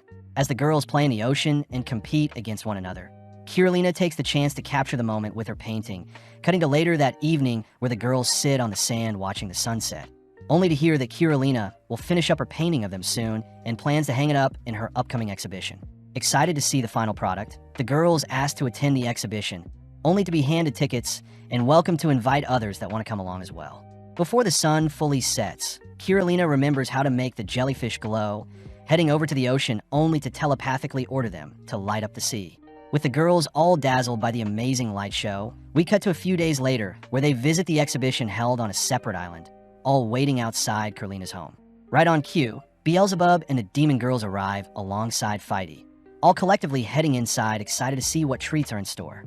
Creepily, the Slime sisters notice a disturbing-looking painting of them hung up, but suddenly Halkara's voice can be heard, pointing out how a ghost can be seen in a painting of hers. Looking closer, Azusa realizes that Rosalie is the ghost in Halkara's painting. As for the Dragon Girls and Sandra themselves, they all agree that the paintings aren't what they expected. Kirillina mentions how, as jellyfish, she can see the world differently since they're transparent, but the paintings seem to have forced Laika and Pakora to reflect on their life, making Azusa ask Kirillina why she paints such gloomy paintings. Seeing as Kirillina's art style mainly comprises of highlighting the darkness in life, Azusa suddenly notices Beelzebub fixated on a painting of some pyramids, a location Kirillina reveals is a forest at the foot of the West Nostamria Mountains. Beelzebub reveals that the location is the grave of the ruler of a legendary ancient civilization, the kingdom of Thorsa, and apparently thrived 5,000 years ago. It is said that explorers had set out for the location, but none have returned, and seeing as evil spirits may reside in ancient civilizations, it is the duty of the demons to inspect and classify them. Azusa is clearly freaked out hearing that there may be evil spirits that exist, but when Beelzebub asks if Azusa could assist with their explorations, Azusa immediately refuses. Beelzebub says Azusa's presence will ensure they're safe, plus none of the other girls can go seeing as they may get cursed. But Rosalie speaks up, offering to tag along seeing as she is a ghost and they can't get cursed. Arriving in the West Nostamria Mountains in the Lannis Forest, we see that Pakora and Fighty are joining their adventures. But out of nowhere, a strange monster appears from the bushes. Revealed to be a massive serpent, it rushes towards the girls, but with a wave of her hand, Pakora dispatches the attacking creature. Up next, a massive multi-headed monster attacks the gang. But wanting to show off her improved fighting style, Fighty combos the creature with multiple low kicks, ultimately slaying and collecting the crystal it dropped. Rosalie feels bad for not being more useful to the gang, but nonetheless they all continue through the misty forest, but Pecora senses something off about their location. When Beelzebub reports that they should be at the entrance, the girls wonder if a barrier is concealing the location they're visiting, but Pecora reassures the gang they'll be fine. Stepping up, Pecora puts her demonic powers to work, instantly dismantling the barrier concealing the pyramids Kirillina had painted, but it seems no one is present. The girls decide to head closer to inspect the pyramids, but a sudden voice orders for the girls to turn back and leave, freaking Azusa out. Seeing as the voices are fellow spirits, Rosalie manages to convince the evil spirits to reveal themselves, having promised to not rob anything from their grave. In mere moments, hundreds of spirits unsheath their cloak, having been surrounding the gang all along.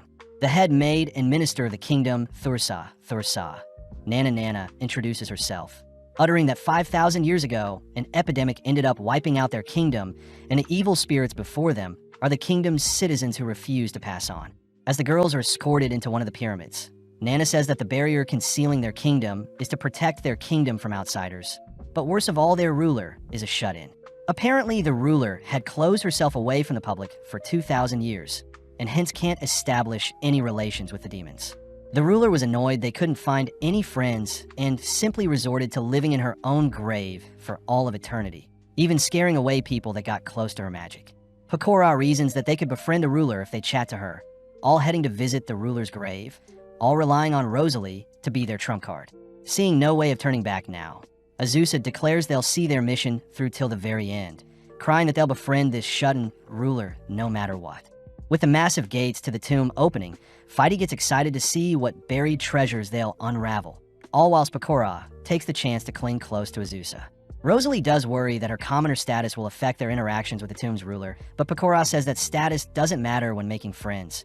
Plus, Rosalie is the only other spirit that could possibly befriend the ruler that has become an evil spirit.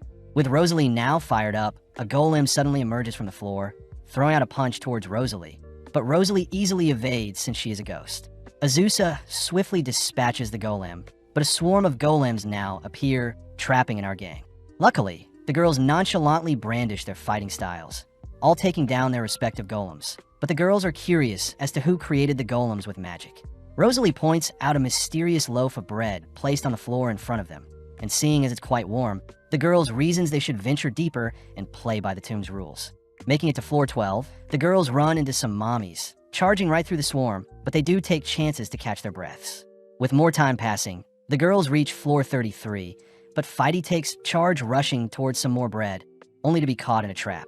Luckily, there are no issues as the girls move on to floor 57, where Azusa nearly falls to her death, but Beelzebub rescues her, all once again taking a break, all annoyed at how there are no indicators of when they'll reach the ruler. Rosalie says she has an idea, guiding the gang through a particular path, only to reveal that the ruler may be yearning to make contact with other fellow spirits since Rosalie's body is being pulled towards her. At that moment, a three-headed monster intercepts the gang, but Azusa notices something strange about the creature's movement. As Azusa approaches and flicks the creature, it instantly disperses into specks of dust, something Azusa deduces is the ruler's doing, and it seems to be a game they created. Azusa also points out the incomplete corridor in front of them, but before the girls venture towards the bugged-out area, they all notice Fighty stuck inside a nearby wall. Rosalie immediately recognizes the location to be the actual entrance towards the ruler, all gleefully passing through the wall, as well only to emerge into a darkened room. Passing through a stack of archives, the gang stumble onto the ruler, hammering away at her keyboard, seemingly fixated on adding traps to the dungeon. As a few minutes pass, the ruler wraps up her typing, only to turn to face the girls, introducing herself as Mium, the ruler of Thorsa. Mium is annoyed that the girls made it through all of her traps, but Azusa is more weirded out seeing Mium has a similar dialect from her previous world. Pecora notices that Mium has a physical body, hearing the Mium had intentionally prepared one for her spirit to possess, but Mium takes an interest in Rosalie asking what brings her here. Rosalie cries that Nana had asked for their help to get Mium re-enter the outside world, but Mium gets annoyed hearing Nana's name, crying out that Nana doesn't get her jokes and isn't fun to hang around. Pecora does empathize with Mium seeing as they're both rulers, but Rosalie says Mium's citizens all miss her and want to see her. Mium says since the girls finished her dungeon, she does have a reason to stop, but Mium fears that she won't have any friends to hang out with once she leaves, prompting Rosalie to reach out a helping hand, uttering that she too was alone until she met her current family, and this time Rosalie can help a fellow spirit by being Myum's friend. Speechless, Myum immediately accepts Rosalie's proposal, but straight away the girls begin bickering. With the girls managing to get Myum to leave her shut in life, Pecora and Myum enter into diplomatic relations, something Nana thanks the girls for helping make happen. Azusa advises Nana to play along with Myum's jokes from time to time, but Nana says she can't since Myum is horrible at making jokes, something Rosalie offers to help Myum perfect. With some days passing by, we see Halkara showing off a package to Azusa, hearing that it's a gift for Natalie, and it's because Halkara chose Apache as her tax recipient. Halkara says she has to pay a decent amount of tax since she owns a business, but in exchange Halkara occasionally gets gifts, with it being some high-quality fertilizer for Sandra this time. Right on cue, Sandra enters the home, shivering from the cold weather, but immediately gets drawn to the fertilizer Halkara received. Excited to indulge in the gift, the girls all head outside, prompting Sandra to bury her feet in the ground, only for Halkara to pour the fertilizer onto Sandra's head. Sandra cries that the meal is delicious, but strangely enough, Sandra's features and assets begin to mature at a rapid rate. At home, the other girls are mortified to see Sandra so mature, but Halkara apologizes, seeing as the fertilizer was meant to be diluted 20-fold before applying to plants. Seeing no solution to revert Sandra back, Sandra is given a change of clothes, and more surprisingly, Sandra's brain has matured, easily being able to recite the textbook the Slime Sisters had assigned to her. Azusa gets a little annoyed at how mature and demanding Sandra is behaving, all agreeing to head into town as Sandra wants to pick out some things to buy. With Sandra skipping through town alongside Halkara, Azusa and Flattor tails the girls from afar, all watching as Sandra enters a clothing store, only to pick out some revealing summer clothes. Azusa immediately forbids such an outfit, using her motherly authority to sway Sandra to pick out a different outfit, but even still Sandra's aura draws in several gazes from the townsfolk. Out of nowhere, two men try hitting on Sandra and Halkara, but before Azusa can step in, Sandra shuts down the men, crying out that the men aren't her type. From afar, Azusa says she is proud of Sandra for not settling for despicable-looking men, but Sandra says she still plans on finding a partner now that she's more mature. Azusa yells that Sandra isn't allowed to date anyone, but when Sandra shows off a 400-year-old tree she is interested in, Azusa reasons this makes sense. Sandra takes the chance to thank Azusa for always looking after her, handing Azusa a bouquet of flowers to show her appreciation, something that earns Sandra a warm hug from Azusa. As the gang head home, they awaken the next day to see Sandra back in her usual self, all reasoning that Sandra should only consume the high-quality fertilizer on special occasions. Late at night, we follow Pecora indulging in a novel before bed, only to point out something fluffy before heading to sleep. The next day, we see Laika and Rosalie handling the laundry whilst Flattor and the Slime Sisters hang around.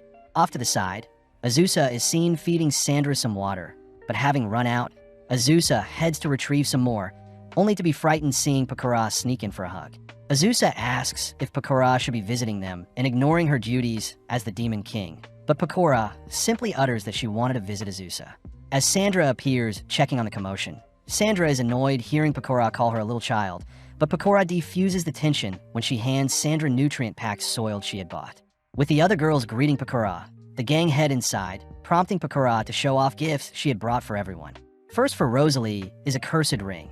Next is an item for Laika that can convert any mountain into an active volcano.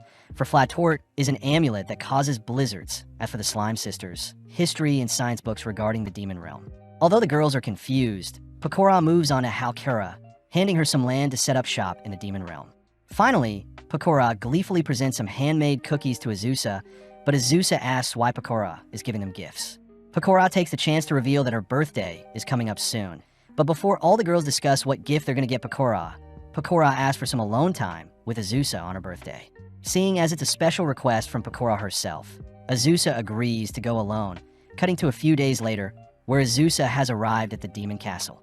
Sitting in the stands, Azusa is amazed at the crowd gathered for Pecora's supposed birthday concert, all cheering and roaring as Pecora make her way on a stage, only to begin singing and dancing to entertain the crowd.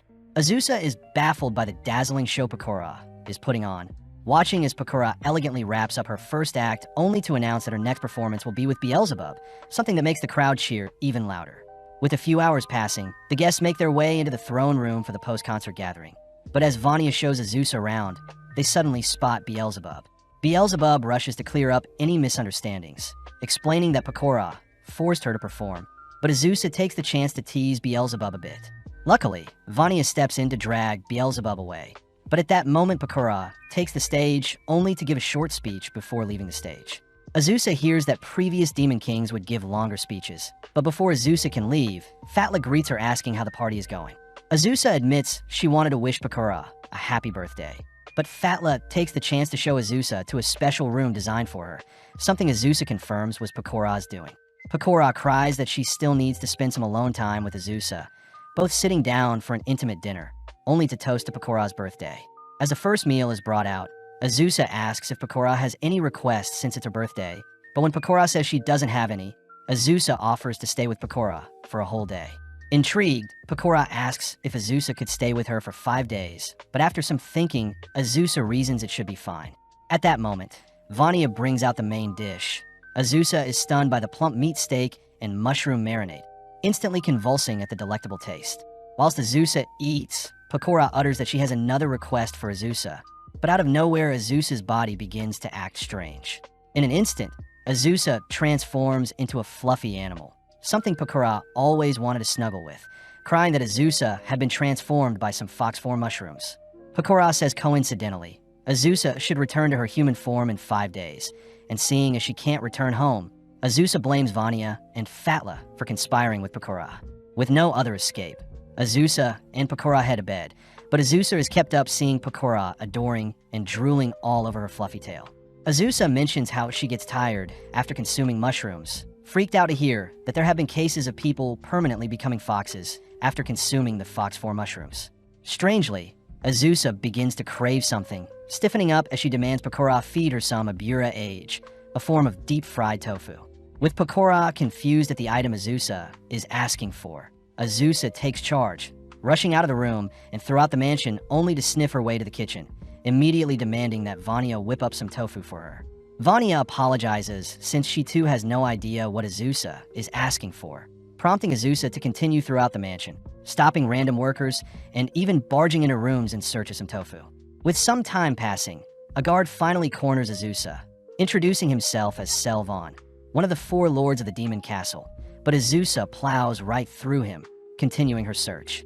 As more guards rush to restrain Azusa, Azusa simply outruns them, forcing an older wizard to summon Blang, a legendary magical beast to deal with Azusa, but Azusa dispatches the creature with a single strike.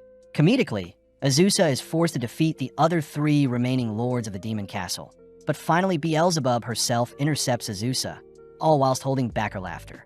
Azusa is annoyed that Beelzebub had to see her in this poor state, but when Azusa tries blitzing past Beelzebub, Beelzebub manages to read Azusa's movements, placing her in a headlock. Following up, Vanya stuffs some fried tofu in Azusa's mouth, finally calming Azusa down as she nibbles on the meal. Beelzebub says that tofu in their world is a bean-based product that elves eat, commonly known as bilanwa, but just then Pakura appears, annoying Beelzebub as it was Pakura's fault for stimulating Azusa's fox-like urges and causing Azusa to go on a rampage. Pakura innocently says things can be fixed, but Beelzebub continues to scold Pakura, only to turn to Azusa, shyly requesting something of her. That night, Azusa is seen cuddling with the 4 demon girls, all whilst Beelzebub and Pakura snuggle against Azusa's fluffy tail. In the coming days, we see Azusa and Laika out doing some grocery shopping, but before they head home, they run into Miss Janny arguing with some workers. Miss Janny cries that someone by the name of Mega Mega is creating a temple next to hers, a name Azusa recognizes belongs to the goddess that reincarnated her. Heading home together, Miss Janny complains about a goddess ruining her business, but as the trio enter their home, they're surprised to see Mega Mega enjoying some tea made by Falfa. With Falfa receiving a stamp for her kind deed, Mega Mega proudly announces to Azusa that she set up a temple in Flattor, but Miss Janny doesn't seem pleased to see the goddess.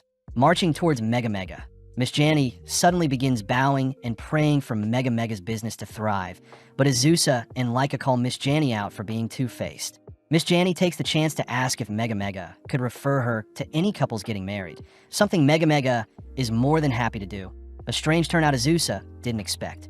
With 1 week passing by, we spot Mega Mega stopping by to ask Azusa and her family for some help, especially since Mega Mega has a rival. Mega Mega asks if Azusa knows who Goddess Nintan is, someone that has been worshipped since ancient times with many royals praying to her. but rumor has it that Nintan turns people into frogs as punishment. Mega Mega says Nintan is quite traditional and doesn't like change, and seeing as Mega Mega is trying something new with her stamp card distributions, Nintan has imposed a restriction on her new activity. Azusa wonders if that really is a bad thing, but Mega Mega reassures the girls that the stamp cards enriches society, so Mega Mega asks for help confronting Nintan. Seeing as Nintan lives at the Grand Nintan Temple in Nintanya, a town on the outskirts of the royal capital, Mega Mega asks Azusa to accompany her, and seeing as Azusa owes Mega Mega for her comfy life, Azusa agrees to go. Cutting over to the Grand Nintan Temple, Azusa is baffled at the Grand Stronghold, a location that was specifically built for Nintan in the town of Nintanya. Azusa notices two worshippers satisfied by their visit, but Mega Mega reminds Azusa that Nintan still conceals her presence, seeing as she is a god. Heading over to the massive Nintan statue, Mega Mega suddenly grabs a hold of Azusa's hands, suddenly both running towards the statue. Out of nowhere, our pair are transported to a strange abyss filled with magic circles, a location known as Nintan's Dimension, the realm of gods. Off in the distance is Nintan herself sipping on some tea, and upon seeing people enter her domain, she demands to know what business they have with her. Instantly, Mega Mega begins worshipping and complimenting Nintan, only to offer up some sweets to Nintan, but seeing as Nintan doesn't like sweet stuff, Mega Mega offers up a bottle of booze instead. Nintan calls out Mega Mega for trying to sway her with gifts, something Mega Mega doesn't deny, but before Mega Mega can make up an excuse, Nintan snaps. Nintan says Mega Mega stamp cards are very useless and silly, but Mega Mega says silly things still have their own value, but still not convinced, Nintan asks Mega Mega to show her resolve as a god. Mega Mega is quite flustered having not prepared anything, and with Azusa unable to assist whatsoever, Nintan orders Mega Mega to leave or she'll be turned into a frog. Having no other choice, Mega Mega suddenly equips her blade, a bold tactic that Nintan commends as she too readies her blade. With Mega Mega making the first move, both girls' blades ring throughout the realm, and with both goddesses clashing before her, Azusa can't help but admire their duel. After several exchanges, Nintan is impressed at Mega Mega's power, especially since she is a high-ranking god. Mega Mega points out how she has oversaw many people from different worlds, whereas Nintan has only ever governed a single world, making Mega Mega an executive compared to Nintan, who is a branch manager. Annoyed, Nintan goes on the offensive, swinging her blade sporadically as she manages to disarm Mega Mega. For the finishing blow, Nintan opts to use a spell to incinerate Mega Mega, managing to catch her in a blast zone, only to convert Mega Mega into a talking frog. Nintan declares that a simple and repetitive life without change is the best. But those words remind Azusa of her lonely life before her family. But Azusa admits her current life is far more interesting. Before Nintan can execute Mega Mega, Azusa rushes to intercept, crying out to Nintan that some change can be good. Nintan orders Azusa to step aside, reminding Azusa that her Witch of the Highland title does not scare her. But Azusa can't let the god that reincarnated her be slaughtered. Mega Mega begins crying seeing how much Azusa is willing to do for her, even offering up a golden stamp card to Azusa, an item that enhances Azusa's overall stats, making her comparable to a god. As Azusa checks her stats, she is surprised to see everything greater than before plus her level is god tier. Nintan tries executing Azusa, but Azusa is able to read Nintan's movements, easily evading and flying away, all whilst Nintan chases after her. When Nintan tries to slash at Azusa, Azusa simply catches the blade only to disarm her, asking Nintan to reconsider her decisions. Nintan is clearly too stubborn to admit she is wrong, but Azusa calls out Nintan for preparing to slay an innocent frog, plus Mega Mega stamp cards bring nothing but happiness, a duty gods are meant to bestow onto their followers. With Nintan finally understanding the error of her ways, Azusa sits down for some tea with Nintan, who finally accepts Mega Mega stamp cards, apologizing to Azusa since she looked down on humans. But it was ultimately Azusa, the human, who talked some sense into her. Mega Mega takes the chance to tease Nintan for being so old, but before Nintan can go back on her word, Azusa and Mega Mega leave her realm, but sadly they forgot to ask Nintan to revert Mega Mega back to her original body. With the festival season arriving, we see Azusa and her girls admiring the townsfolk as they set up for the Flattor Dance Festival that occurs every year. With the yearly tradition starting 250 years back, it's meant to help pray for a fruitful harvest the next year, and mainly comprises a pre-festival day and a main festival day. Azusa remembers that they opened up a coffee shop the prior year, giving Azusa an idea as they all head home only for the girls to begin brainstorming. Seeing as their coffee store last year brought in tons of customers, Azusa fears they'll be swarmed by customers again. Something Xiaoxia suspects is because the girls are what the customers come for, plus their store opened for the first time last year. Xiaoxia asks if they can permanently open up a witch house coffee store, but Azusa fears that running a store would take away from her peaceful life. Luckily, Xiaoxia says they can hire workers.